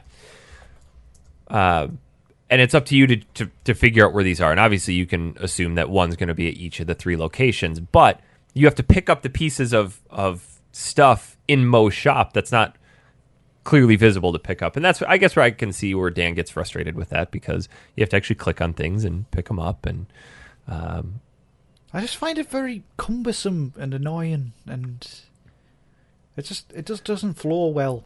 Yeah, but you got to think about it in the context of when these were released. I do, but it's just not a genre I enjoy. I guess. See, I played a lot of Broken Sword when I was younger, and Discworld 2 I remember playing as well, and I've played Discworld 2, but I remember that actually enjoying that, but mostly I just don't enjoy adventure games. I didn't enjoy the adventure games that were pure text. Where it's like, okay, you click on a menu item and it just takes you to a different screen and then a bunch of text pops up and then you're like, what do you want to do next? This, or this. And then it takes you to another screen and you just rinse, repeat. Like, you got the sword and then, oh, you attacked and nothing's actually happening. I'd never really got into those style adventure games. I had never played any of those. It's always been the point and click ones I've played. Yeah. So we're going back to what you were saying about you didn't spot the things in Mo's shop. I missed the hose at first. I got the other bit that you get from there, but I can't remember. See, I took the hose, but I missed the canister. Yeah, you can't even see them. If you would have pressed shift, you would have. See, I played the PS4 version. I just had a look see if it was on there, and it was actually half price. So I thought, I'll get it on there. It didn't have the option to see everything on screen like you had, but the one thing it didn't. I checked. The one thing it did do was, if you moved the right stick kind of in directions around the screen, it would automatically kind of click to the things. And it was only by me getting stuck and going back to every single screen and doing that, I actually found the hose. Interesting. Yeah, I felt like highlighting the images on the screen was kind of cheating, but it kind of shows... I used a guide from the start because I knew what it would be like. By guide, he means watched a video. No, I played half of it. I got up to the bit where you jump your bike across the gorge. Oh, I mean, that's pretty far. I know.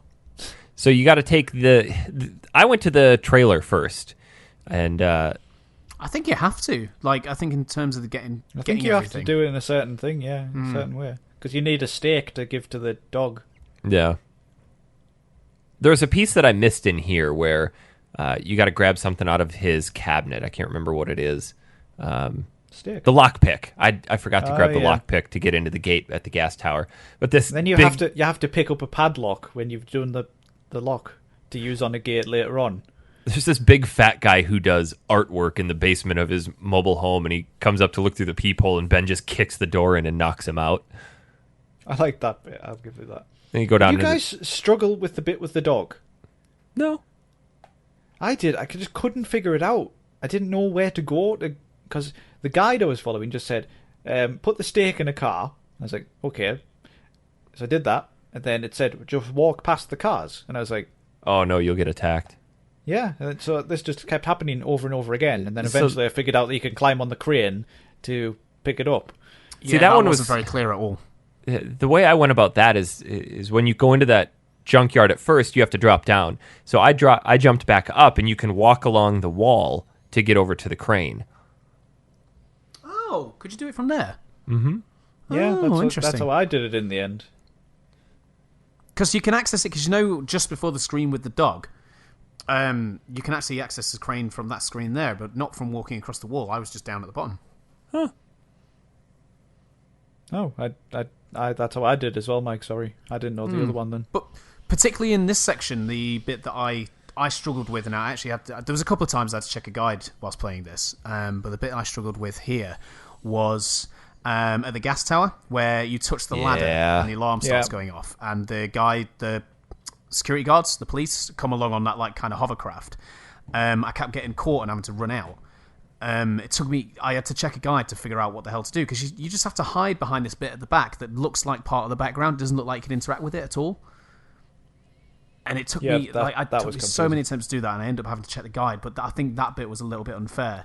Even when I didn't knew check from it the on guide... the retro graphics to see if, like, on the retro graphics it was a bit more obvious. It wasn't. I played on retro graphics. What I tried to do on this game, because you could press the touchpad on the PS4 controller at any point, like you could on the PC version, and change back to the old graphics. And if I got to a new section I'd not seen before, I generally kind of had a quick look just to see what it was like, because obviously I had to discuss it. But on that screen, I don't remember doing that, and I don't remember looking to see if it was more obvious or not. It definitely was. It was actually less obvious. Oh, really? Yeah. I had to do the same thing, too. I got stuck at that part. And then as soon as they landed and I was hiding, they climb up the ladder. And then I had the hose. And he's like, I don't have anything to put this in. And I had to figure out where the gas tank was and go back to Mo Shop and find that and then come back and redo the whole thing again. That music, though, when the security guys come in, that's awesome. The soundtrack on this game is generally fucking awesome anyway. Yeah, butt rock. I laughed my back off last night, Mike, when you posted that on Facebook. He posted a video of him totally rocking out to the title music of Full Throttle, and it was ridiculous. Just hair everywhere. Well, supposedly, because I can't remember the name of the band now that they used for it, but supposedly they were originally going to... Tim Schafer wanted Soundgarden to perform the soundtrack, and was invited to preview the game with the band's label, but upon hearing the game's score, particularly the police theme, one of the executives remarked that it sounded like porn. They had to redo it all. I can see where they're going from. Yeah. Oh, the Gone Jackals. The Gone Jackals, yes. Yeah. I was going to say. Never heard of them. Nah, me neither. And then again, I had to check the guide again. You know, when you finally get all the parts and you're going out of town. Yeah. I checked the guide then because there's that the security guys end up forming a bloody barrier, don't they? Oh yeah. The bit where you had to sneak in the fertilizer truck. No. You had to go back and touch the tower again to draw them away, and then get on your motorcycle and drive through. Oh yeah. I remember watching that on the video. I rewound it a couple times. It was a good part. Yeah. Still playing at this point, guys. But then that's when you get to the point where you get to the rest area where the polecat's supposed to be, but it's too late. Ripburger basically murders Malcolm and frames the polecats. And the photographer that saved you earlier, Miranda, she captures it all on film, but then she's stolen by one of the Ripburger's lackeys. Who are called what, Mike? I can't remember. Bolus and something, I think. Bulk and Skull. Bulk and Skull. Did they ever actually say that in the game?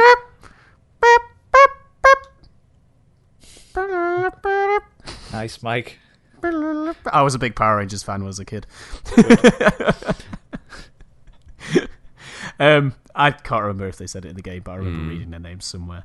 But anyway, yeah, they capture it all on film, and she ends up getting kind of snatched by one of them. But before he dies, Malcolm tells Ben that Ripburger's plan is to take over Corley Motors and start producing other vehicles instead of motorcycles. Minivans. Minivans. And he basically says... He says that Maureen is secretly his illegitimate daughter and begs Ben to convince her to take over the company. And then Maureen basically gets away, but she drops her camera. He escapes with the film on the camera, doesn't he? She kept the film. Did she? Oh, yeah, she gives it to him, doesn't she? Yeah. I think so. So basically you're then on it's kind of giving you the main quest of the game where you need to save Corley Motors from the wrath of Ripburger. And try and get Mo to take her rightful place on the top of Pride Rock. It's such a strange concept for a game. Yeah. I know Welcome to Tim Schafer, right? But yeah. I just felt like it didn't work. I just didn't like it. Well, I'm trying to remember what I was reading about this. They initially wanted the whole thing to kind of be so he did a lot of reading of like Hunter S. Thompson and Hell's Angels and other books like that, and he wanted the game to have this psychedelic acid trip feel to it, but that initially got axed, and that's what rolled into Psychonauts. All right, okay. Say that again, Eric. Sorry. So he wanted the game to kind of have this psychedelic, trippy feeling to the whole thing, but that got axed, and that concept of that psychedelic, trippy style game got rolled into Psychonauts. Oh yeah, there was an actual. That's what I thought you said, but I kind of zoned out for a moment. Sorry. I have that effect on people. Yeah, he does have that effect on people. There was like an actual sequence that they wanted to put in where he actually goes on a full hallucinogenic trip due to... I don't know if I'm pronouncing it right. Is it peyote? Peyote. Peyote, yeah. It's like that's a Native what you can get on GTA 5. And it's a Native American tobacco-style drug. Yeah, but the developers couldn't get it to work out with the publishers. So, like you said, became the basis of Psychonauts. Yep. That reminds me, Psychonauts 2 is coming out. I wonder if you see it at E3. I'm playing through the Rhombus of Ruin in VR right now. It's actually really fun. Oh. It was gone for such a long time. I'm surprised it came back.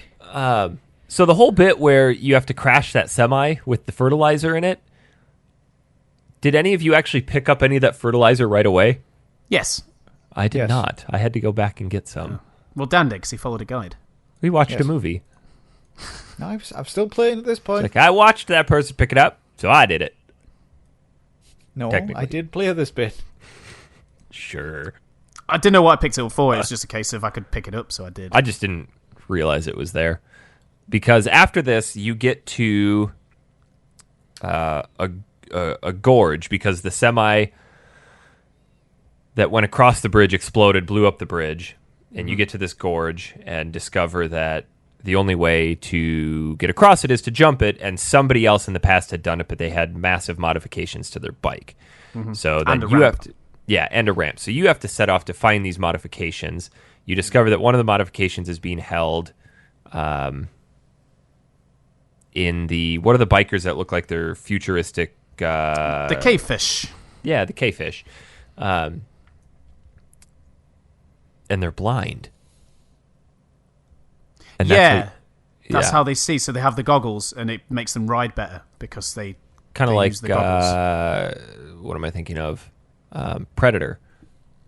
Yes. So their lair is hidden in the side of the rocks that you can't see without these special goggles. So you set off in this road rash style mission where you have to turn down off the highway and you engage these bikers that you have to beat in a certain order, but they all appear randomly. Yeah, so I had to use a guide on this bit because I kept dying over and over and over. Yeah, and only certain weapons will beat certain enemies to yield a certain result. So the first one you beat with your fists gives you a chain. Then the chain person you defeat, you use their chain to get a mace? Chainsaw? No, I think, well, either the chainsaw or the guy that has the mace. And then you use that to get the chainsaw, and then... You have to use the fertilizer on one of them. The fertilizer to get the chainsaw, I think. No, it's the fertilizer to get the... Where do you get the board from? Just random guy, I think. Yeah, you get it off one of them anyway. But I thought it was funny that the last weapon was the board. You would have thought something like the chainsaw would have been... You guys know there's a slight cheat version on the PC version where you can press Shift and another key. I can't remember which. And it just knocks everybody off the bike. Shift and V. You can skip any section of the game by pressing Shift and V. That would have been useful. You just win. I beat this game in 6 minutes. Well, speaking of beating the game in length, I mean, this is a very short game. But 4 hours. These sections, like this bit, for example, there's a lot of trial and error. And I think if, like I said, I ended up using a guide. I think if I hadn't used a guide, it would have added quite a lot of game time for me. Yeah. I think that's what they bank the longevity of these games on, though, is you have to take time to figure out these puzzles. But this one isn't... I mean, I kind of half agree with Dan on this bit. This bit was a bit unfair because it was just trial and error. And like you said, the different bikers randomly appeared. So each time if you died because you were attacking the person with the wrong item, you'd then have to kind of start again at the beginning of the road, drive down, and if it's not the biker you want, you skip that one because you can skip it, and then you have to wait again. Oh no, that's still the wrong one. I'll skip it again. Oh, here's the right one. There's no context to it, so you wouldn't know. Well, there is. To do this. There is. Basically, when you first get onto that bit where you're riding through, you end up meeting a guy called Father Talk, who used to be the old leader of the Polecats, and you can actually speak to him, and he gives you advice. There's different dialogue options, so there's like the cave fish and the Rottweilers and things like that, and he tells you how you can defeat them, and it gives you little hints of how to defeat them. I read it all, and then immediately after finishing that scene, forgot everything he said. Me too. That's what happens. Yeah, so at that point, that's when it becomes trial and error. And like I said, you you end up restarting. You find the motorcyclist. You then forget which thing you're supposed to hit him with. You then die, and you do it all again. And it's a lot of trial and error. And I didn't enjoy that bit, if I'm honest. The most frustrating one was the guy that had the booster, because you had to knock him off his bike so you could steal his booster. And I don't remember what you had to use. I think you had to use the chain, right? Possibly. I don't know. It was the chain, or it wasn't the chainsaw, because that didn't work. It wasn't fast enough. That one was super frustrating because you had a very limited amount of time to actually knock him off, and it had to be a one-hit knockoff. But the K-fish guy that you had to fight with the board was difficult because if you got too close to him, he'd lay down oil, and you'd wipe out. And you have to start the whole why thing that happened? Wipe out. And he had a tell. So as soon as his head would pop up, then you could get close and hit him in the back of the head with the board to knock his goggles off so that you could get into their lair. Layor. Sneak or into the lair. And then the bit in the lair where you get the ramp, and then as you're leaving, the K-fish will follow you. This part took me a while to figure out what you had to do. So halfway through the lair, you have to get off your bike, take the ramp, and chisel the road reflectors off so that they can't see the corner and they fly off a cliff and die. I did like that bit. It was neat. It was random, but it was neat. I tried to get out twice and then realised, obviously, there's something I need to do. And it was at that point, I was like, well, why are they giving me this second screen for no reason? There has to be something there, and I managed to figure that one out. But it's quite a clever thing. I liked it. Then you get all the attachments to your bike, launch yourself across the gorge, and end up at the Corley Motors factory. Well, one of the items you have to get, and this is a bit I had to check the guide for because I couldn't figure this out, is where the fertilizer was across the road. You needed to get the two henchmen. No, I don't know the names, Dan. To drive past there and crash, and you had to get something off their car. Yeah. And I didn't figure that because you have to go back to the section before the fertilizer crash To get the wheel wrench. Yeah, and then they follow you, and then they crash, and you get a bit off their car. I no idea on that. Fan blade, isn't it? Isn't it something to do with anti-gravity? No. Oh, yeah. Yeah. It's the fan blade that allows you to hover. You get the booster off the motorcycle, the fan blade off the car, and the goggles from the dude. Yeah. So if you can hover, right, why do you need booster fuel on a ramp? Can't you just hover? Because over? it's not a permanent hover. It just gives you a little extra boost. That seems a bit pointless. It's a game, Dan. Suspend your disbelief. No, he's doing. Why he's doing Spyro it the fast Dragon way. got wings but can't fly all the time? Yeah. Chickens Yeah. have wings. They 'Cause can't he's fly. A goon. He's got. I think Spyro's disabled. He's got tiny wings. He's special. No. So this last bit, Chapter 3, is where things get really odd. Because you're at the Corley Motors building, and suddenly they have a demolition derby stadium right outside, where first prize is one of the last remaining Corley Motors motorcycles. But you need to get to the hideout of the vultures To speak to Maureen. And in order to get there, you have to traverse a minefield. And to get across the minefield, you have to detonate all the mines. But if you leave the screen, the vultures come back out and replant them. So there's this merchant down by the stadium who's selling a bunch of crap. He's selling pendants and bunnies and remote-controlled cars, posters, junk like that. So you steal... He's got one of those, like, beer hats, so the caps with, like, the two cans of beer I don't with the know straw. what's in it. Yeah, if you ask him what's in it, I don't know what came with it. So you have to lure this merchant away. And this part was really convoluted, but it was fun to try to figure everything out. You want to get the ultimate goal is to get the RC car to lure him away so that you can steal a box of bunnies. But the RC car doesn't have batteries. So you get him to look at a pendant in the back and you grab the yellow bunny.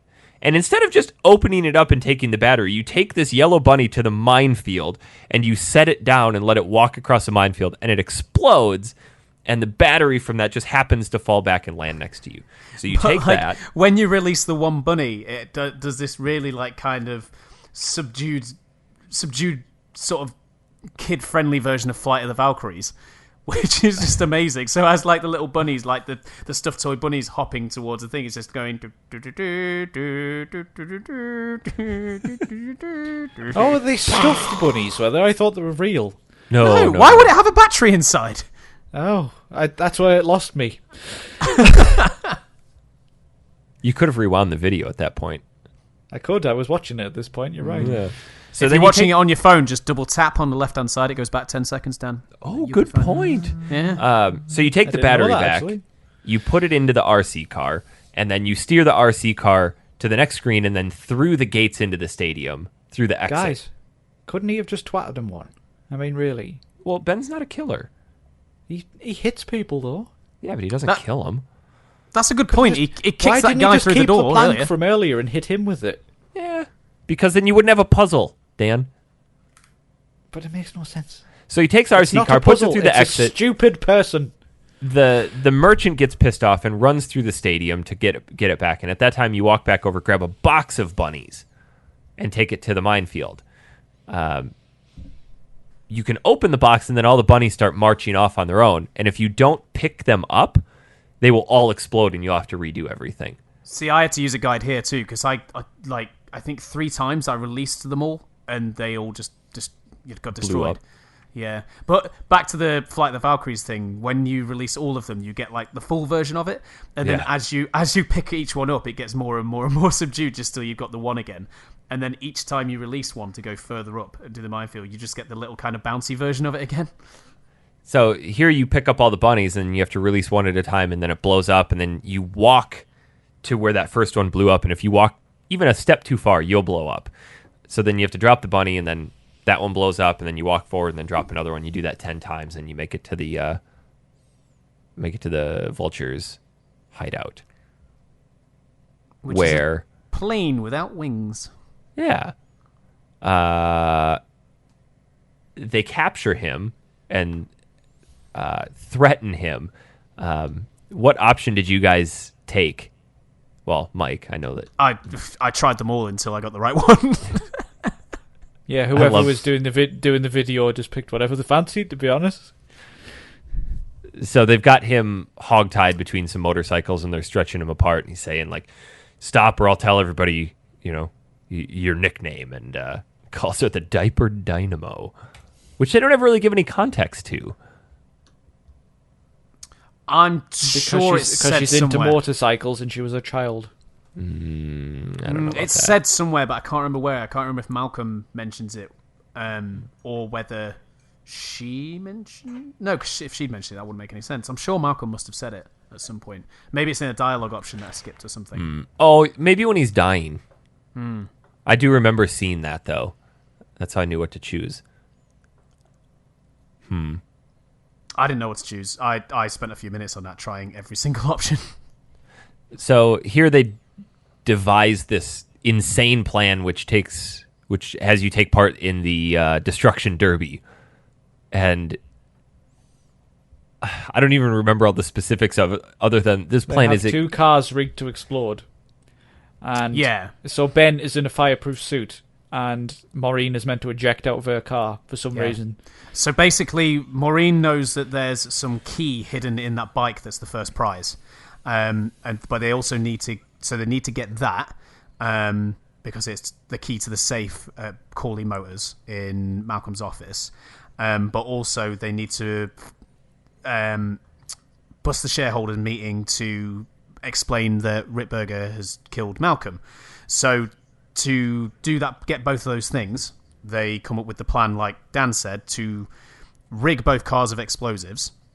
They're going to go into the Destruction Derby in disguise, but really shit disguises, so they know it's them. Because apparently they've hold off the shareholders meeting until Maureen and Ben are caught, because they're on the run at the moment, and they come up with the plan to have really shit disguises, go in the Destruction Derby, so people obviously know it's them. And then they go in it, and the idea is that Maureen's going to eject out at the first moment, and Ben is going to distract the crowd by being on fire whilst in an asbestos suit, so that Maureen can then steal the motorbike which has the key inside. That bit where he's on fire is mad. Yeah. He's got to make more of a spectacle, so he goes and lights the side of the stadium on fire. But I hated that Destruction Derby bit. It was so bad. Yeah, it was awful. Yeah, it looked bad. Well, because you had to knock one car, you had to hit a car, you had to jump on top one to disable it, and then you had to knock it down all the way over and then back up off of a ramp onto another car. Yeah, because the two henchmen are in one car and they're stopping you being able to hit Maureen. Yeah. But again, I had to check a guide for this bit because you go over to the top left and the green car starts getting you. You go over towards Maureen and the guys in the blue car won't let you get through. And if you go near the orange car, that just like starts hitting you, and it's like a top-down view. And if you hit anything or if anything hits you, you kind of keep just stopping. But like you said, the idea is you go up the ramp, stop one car, but it's specifically the orange one. So as you go up one ramp, the orange one will always kind of go in position for you to end up jumping on. Don't you mean the orange one? Orange cream. So after you win that, you go back to the Vulture hideout, and one of the girls has already disassembled the bike. They were thinking it was going to be like a physical key, but instead, there's all these codes written on different parts that you have to flip open. And I'm assuming at the time you'd have to either just memorize them or write them down, because you know that one of them is going to end up being relevant. Yeah, I took a photo. I was like, I wonder if this will come up again. Print screen. Then you have to go break into the building. And Mo was talking about, there's a specific spot where once all the scanners shut off, you can kick a wall and it'll open up. No, it's the electricity meters. So there's a secret hatch into the building, but it's like there's the electricity meters outside, and at the point on the electricity meters, when the black part of the meter are all at the front, that's when you have the chance to kick this certain part of the wall and a hatch will open. Oh, I just did it based off sound. As soon as they stopped making sound, I kicked it. Oh yeah, well they stopped making sound at the same time, but the visual and the audio was there. Yeah. I kicked it. So then you use one of those codes to access a safe, which gives you a key card Testament. and some tape, film, and then the goal is to go and foil Ripburger's plans by showing the videotape during his presentation on minivans. But there's a film projection S that keeps foiling your plans, so you need to go into the projector room. She actually talks a little bit like Dan Zargos' voice. Yeah. Do it, Dan. No, it hurts. Crystal's going to have some questions for you after this one. Oh, she's out. Don't worry about it. Oh, you can be as loud as annoying as you want. Yeah. Yeah. So you have to go into the projector room and then pull a bunch of random levers in different orders to get the thing to just melt and over. This probably took me 5 different tries and combinations of what to do to get her to stay over there. What are you putting them levers for? I knew he couldn't resist. Oh. So really hurts. Once you do that, you start displaying the film of him killing Malcolm, and the people turn on him. And who is it? Mo that comes out? No, it's Ben that comes out and explains everything. Right? Yes, and then Rip Burger goes and starts the Gosh Darn Rip Burger Company. I don't think that's right. I think that's right. I don't. That's how I interpret it. So he goes and hops in a giant semi and takes off down the road. You have to catch up to him. A giant semi, eh? Yeah, no, he gets away, doesn't he? Yeah. Giant semi. Giant semi. Oh. That's a British boner joke. Oh, yeah. The highbrow dick jokes. How do you get onto the front of the semi again? I forgot. Because basically you end up... she takes over control of the company, and then the next scene, Mo and Ben are on the motorbike riding off. And that's that's when Ripburger basically comes behind you in the semi. And you end up on the front. Rear ends you. Yeah. And then you have to climb into the engine compartment. that comes spoke around too quickly. Why? But rear-ended you. Oh yeah. The bit where you have to stick something into the fan blade. How long did it take you guys to figure out that you had to steal his cane as he tries to poke you? Oh, dude, it took me ages to figure it out, honestly. No, it didn't, because you watched it. I know. It took me a few goes. Like the golden rule with these games is that if you click on something and an action happens, like say a character moves, so in this case, Ritberger's cane came forward and pushed the thing down, the flap down. The golden rule is if that keeps happening over and over and over, you're obviously having to click on something that moves. So it just finally got to a point where I realised I could actually click on his cane. Yeah. See, that's So you how grab you play that. these games, Dan. Yeah, you don't watch them, Dan. I'd rather just not bother. See, I think you're doing yourself a disservice. We've played some great adventure games like I Have No Mouth and then Beneath a Steel Sky. Those were all fantastic. No, they weren't. Oh, you're just wrong. You are just wrong. Both of those were stellar. They weren't. Anyway, let's finish this one up.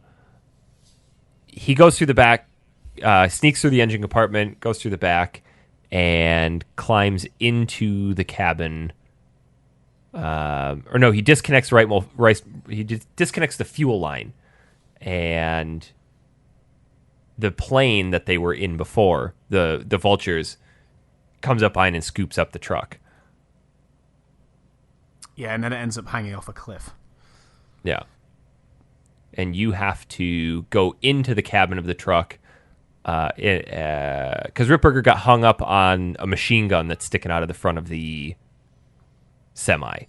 I wish I had machine guns on my truck. I wish I had a machine When I'm gun at semi. work. Then you have to find a way to kill him using the control systems within. This was a really convoluted part. Could you not just hit him with a plank? I'm sure you could. You could just like take his cane and like unhook his jacket. Can you not just hit him with a cane? You could. Mike, did you have to use a guide to figure out what options to pick on the console? I did in the end because I started just selecting every single option, and I was like, you know what, I'm kind of getting bored of this now. Because I don't know if it was just me, but I don't think it was that obvious that he was hanging on the machine gun. I thought he was just hanging off it in some way, shape, or form. I don't think it was very clear at all. But it was another one of those ones where I forgot to look at the old version, so I'm just wondering if the old version... Oh, okay. So bit more we're missing obvious. a part here. So the semi gets scooped up, and then they can't figure out how to stop the plane because the brakes or something aren't working. So Oh, because you put the landing gear up, don't you? yeah, you have to go up and put the landing gear up, and then after that, you have to climb down into the truck and turn off the machine guns so they come back in because that's what Adrian is hanging on. So once the plane stops, the front of the plane breaks open, and then the semi's hanging out off over the cliff. So you climb down into the cabin and disengage the machine guns. Ripburger falls to his death. So long, asshole. Yeah. And But yeah, like I said, wasn't very clear that he was hanging off of the actual machine guns. I just thought he was hanging off the bumper or something. So yeah, I eventually got sick of selecting every option under the sun and then checked the guide. But I mean, it's that typical adventure game thing where, you know, there's no real consequences to your actions. You might have to redo a couple of bits, but there's no way you can stop yourself from completing the game, and no way you can get yourself stuck or any kind of ramifications, really. You always just kind of repeat back to the point you were. So there was, just after this bit, when you... well, actually, it was at this bit when you try and climb into the cab of the truck. If you actually go to the wrong bit, the truck actually falls off. And you have to restart that section. Yeah, it happened to me. I climbed onto the wrong section. Huh. But there's no ramifications. You just do it again. And that's the end of the game. Yeah, it's quite a solemn ending because the ending has Mo and Ben in a limo, and Mo starts saying, "Oh, things aren't going to change, are they? With me, you know, being CEO of the company, yada yada yada." And then he seems not too sure, and you know, he says quite a lot of times throughout the game that his bike is his home and things like that. She gets distracted by a business phone call, and he sneaks out while she's on the phone, and then he rides off into the sunset. And then you get the credits. What?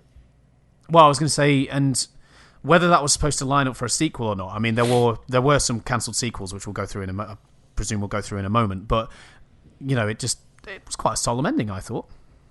Yeah. I like the haikus that come up during the credits. Did you read through those? I spotted a couple. Whilst the credits were rolling, I was kind of looking at my phone and didn't know like the last couple. They have all these biker haikus, and they're a little bit of a reference to different parts in the game, but my favorite one was Emmett drops a load, green crap coats the road like snow. Just take a little.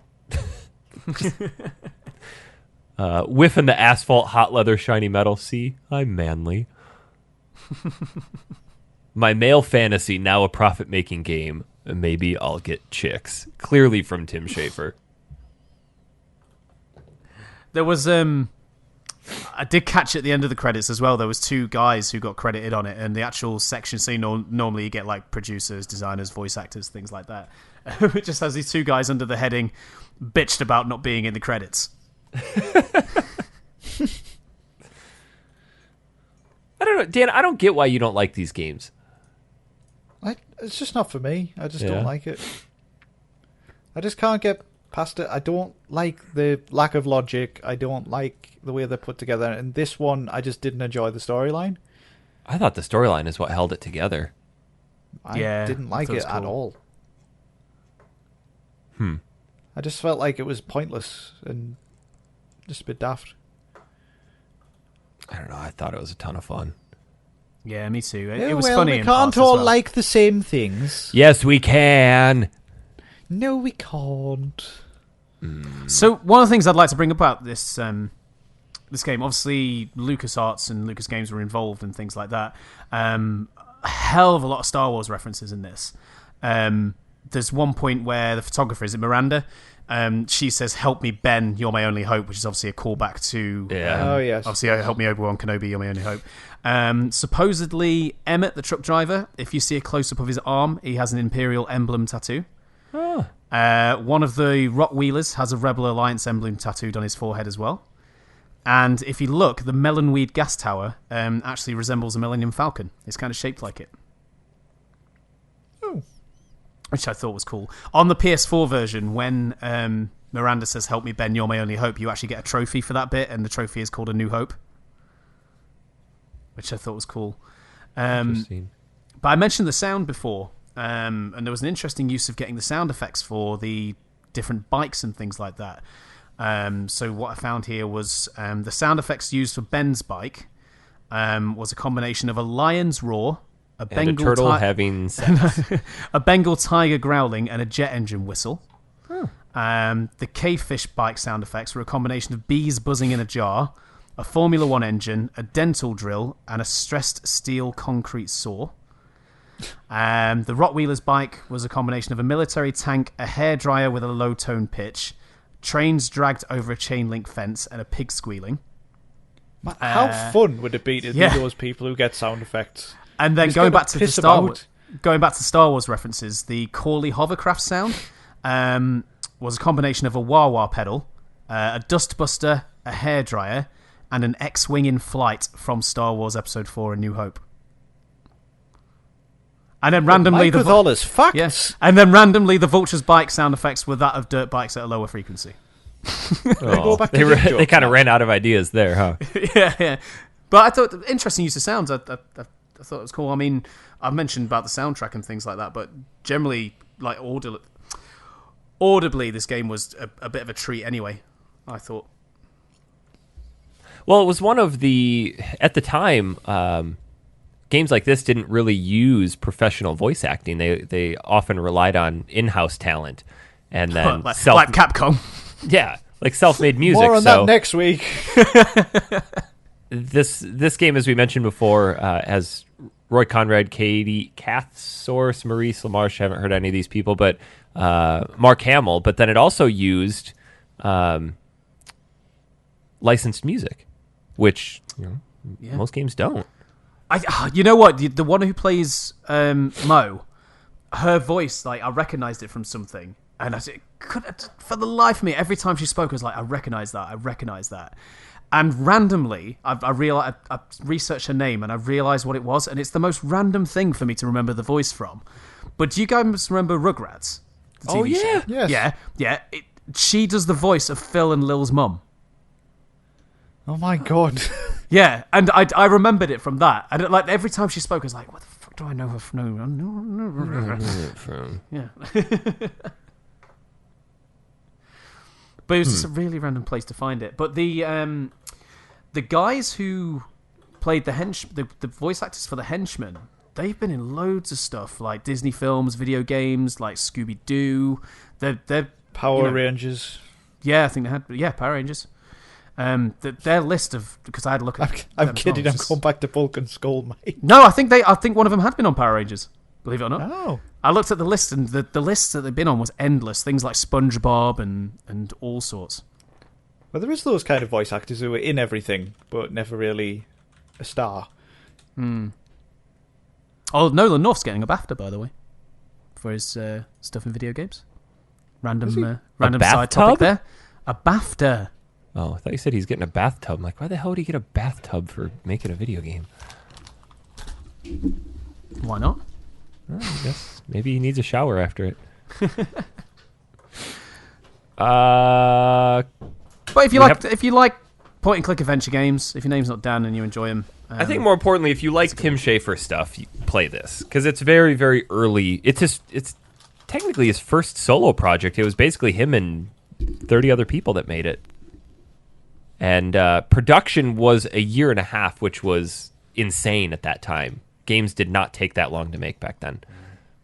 And the remastered version, it looks great. The original version it felt a bit more gritty and a bit more futuristic, I thought. But the art style on the remastered version, it has this really lovely cartoon style. When they redid it too, they just pulled the original voice acting too, because Schafer said that the voice actor who did Ben was so crucial for making that character come alive that they just couldn't re-record it. Yeah, he passed away, didn't he? I believe so. Yeah. The game itself did really well at the time of release. They only anticipated selling 100,000 copies, and they broke it by selling over 1 million. Wow, really? Oh, yeah. Well, these kind of games were a lot bigger back in the day, weren't they? Yeah, this is kind of what PC gaming was all about. I was waiting for a fart noise from Dan. It's okay, Dan. It's okay to be wrong. I will happily be wrong. I'm never going to like an adventure game. It's just not happening. Well, we'll keep that in mind moving forward. Actually, I didn't mind Grim Fandango that much. I didn't like the puzzles, but the story was pretty good. Grim Fandango was so fun. I had a blast with that game. I think the next time we do one of these point-and-click adventures, which, if Dan has his way, won't be for a while, I think we should do Discworld 2, because it's funny as hell. It's obviously Terry Pratchett within the Discworld. I think I'll enjoy that. I remember playing that and have fond memories. I think I've still got it somewhere. I played it on PS1 because there was a PS1 port of it. But it's just good fun, and the humor's great. We have a Facebook post for questions. I haven't seen any emails come through. Just kind of clip through You this. never do, even when they do, so... Yeah. Let's see. Going to pull through this, see if we've got any actual questions in here. Chad Hager started off with, if you guys hate this game, please forget I suggested it. We definitely didn't hate it. I actually really enjoyed it. So I'm glad we finally caved in and played it. I hated it. Kind of along the same lines, Jeremy Lucas said, can't wait to hear you guys rip apart my childhood memories. Played through this on my grandma's Mac LC3 on a 1X CD-ROM drive. It was so slow, took hours to place all the bunnies. Definitely won't rip apart. Santos Lopez, Dan, you didn't mention if you bought any games in Australia. I didn't. Dan doesn't buy that's games. Probably why. Ever. And who is this Mike you're talking about? I'm sure I'd remember if he was any good. Sick burn. I thought we were cool, Santos Lopez. I thought we were cool. Brandon Lee, dear Eric, what would it take for you to open all of your sealed games? What's your price? Money? Cars? Priceless mummified bodies of past Jeeves? People want to know. If you had to, what would it take? The end of the world. I will be Wow. on my deathbed, and that's what I'll do. I'll just open all my games so they're now priceless. Or they're worthless. Wow. Yeah. Dalton Sutor. As far as my question, recently snagged Planescape Torment for PC and Suikoden 2 in PS Classics. Do either of you have memories of these games and anything I should know going into them? Planescape Torment is so much fun. I've never heard of it. I think it's on GOG.com. I wonder if I actually have it. You would really enjoy it, Dan. It's kind of a... How do you describe it? It's kind of like an early Diablo style / Baldur's Gate style game. Sold.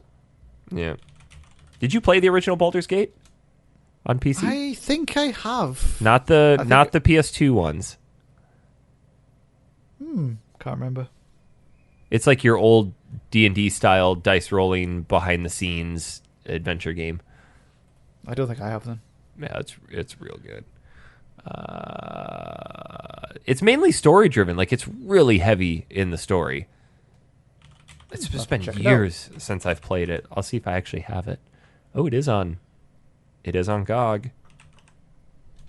So, do we have any other questions here? I haven't played Suikoden 2, but Jess and I played Suikoden 1 for the show years and years and years ago. I do want to play it. I know I bought it, and you can port over your save. May I change the subject for a moment? No. Speaking of Jess, right? I went back and listened to an old episode the other day because I was feeling a bit shit, and there's one I hadn't listened to, and I thought, I'll give it a listen. Now, So all of them. when I made a joke, my first official episode as a member of the Factory Seal crew, I made a joke about me being Jess with a sex change. And Eric claims it was the worst thing that was ever said on the podcast. Now, on this episode, it was your non-game episode after Dan first came back from Australia. And Eric said, Jess isn't here, and Dan goes, no, she's dead. And yet me implying that she's had a sex change is the worst thing that's ever been said. No, she's dead. I don't remember this. I do. Go back and listen to it. You just go, she's dead. Wow. I think I've said a lot of things I regret on this show. Mike. I don't live in regrets. As soon as it's gone, it's gone. Dan, I do have Go ahead. Planescape Torment on GOG if you want to download it and play it. All right, I'll give it a go. Will your computer handle it, or do you just want to watch a video of it? It'll probably not handle it, no, but we'll see. It should. I mean, it came out in 99, so 20 years ago. You should be fine. Let's see. So what Zach Fuller are... says, yeah. Go ahead. What are some of the other PC games you'd be willing to take on? I think a playthrough of the original Alone in the Dark would be hilarious. It didn't age well, but it is the first real survivor horror game. Well, I think And Dan's would somebody be... called Mike Tyson said Daniel Curtis will still poop his pants. We tried Myst, but as Chad said, we failed horribly. I think because I was stupid and bought the wrong version of it. I bought the original instead of the remaster where you can use 3D controls. So I would definitely like to revisit Myst. But I think we should do Minesweeper. That'd be a riveting show. Hey, it's a retro game. Or Solitaire. Ooh, now you're talking. Yeah, that's my kind of game. What else is there? Oh, you know what I'd really like to do? This would be a huge time commitment on everybody's part, but I would really like to do Baldur's Gate. Oh, yeah, that would be good. Not the PS2 game, Dan. Can we play Champions of Norath? Yeah, if you actually buy it. I've got it. Do you? I've got Champions of Norath 2, I think. Oh, yeah, because we tried to see if the PS2 servers were still online a few years ago. Oh, did we? Yeah, I remember. Oh, were they not? No. Or we could actually, they still were, but they wouldn't work across UK and North America. Ah, bastards. So Champions of North is only like 16 hours. Mike, have you ever played those games? Nope. I've not. Me and PC gaming. I've No. This is a PS2 game. PS2. Oh, sorry. It's a dungeon crawler. No, back- I haven't. Back in the Yeah, so heyday good. of dungeon crawlers, they had Baldur's Gate Dark Alliance and Champions of Norath both kind of competing for like the best console dungeon crawling experience, and then Champions Return to Arms came out, and then Baldur's Gate Dark Alliance 2, and those were both just like the definitive dungeon crawling experience on consoles at the time. Interesting. I've sunk Eric. hundreds of hours into those games. What? Eric. What? Sarah Irvine has just posted a new quote for you on Yeah, Redwood. this is why I wasn't listening, because I just got distracted by this. Oh no. So she says, I hear it's amazing when the famous purple stuffed worm in Flapjaw space with the tuning fork does a raw blink on Harakiri Rock. I need scissors. 61. The Colonel.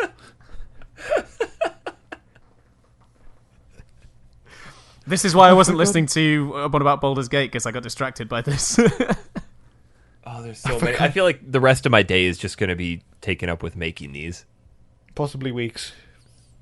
You could just that entire codex section from Metal Gear Solid 2 could go on there. Oh yeah. You've been playing for an awfully long time. Fish and mailed. I love fish and mailed. No one really says that though, do they? No, not really. Let's see. What other PC games? I think we should do. I know it's another point and click adventure, but I think we should do Broken Sword at some point, because that is a classic. I'd be down for that. We tried to do the original Fallouts, but man, those games didn't age well. You know what I would really like I've to played on PC, because like I said, I'm not much of a PC player. Theme Hospital. Yes. I have that too. Yeah, I have that. I love Roller Coaster Tycoon, but I don't think we could really do a show on that. How about Return to Castle Wolfenstein? I played that recently, though, because it's on Wolfenstein, the New Order. So that was the first game that I actually got really sucked into with online play. Oh, really? Oh, man. For Xbox Live, I still remember every one of those maps, and it was the first online game, or the first shooter game where I recall where when you were sniping, there was actually like the breathing and the movements, and you had to be really precise and really good with what you were doing, and that's all I ever focused on was sniping. Lots of nights spent up playing that.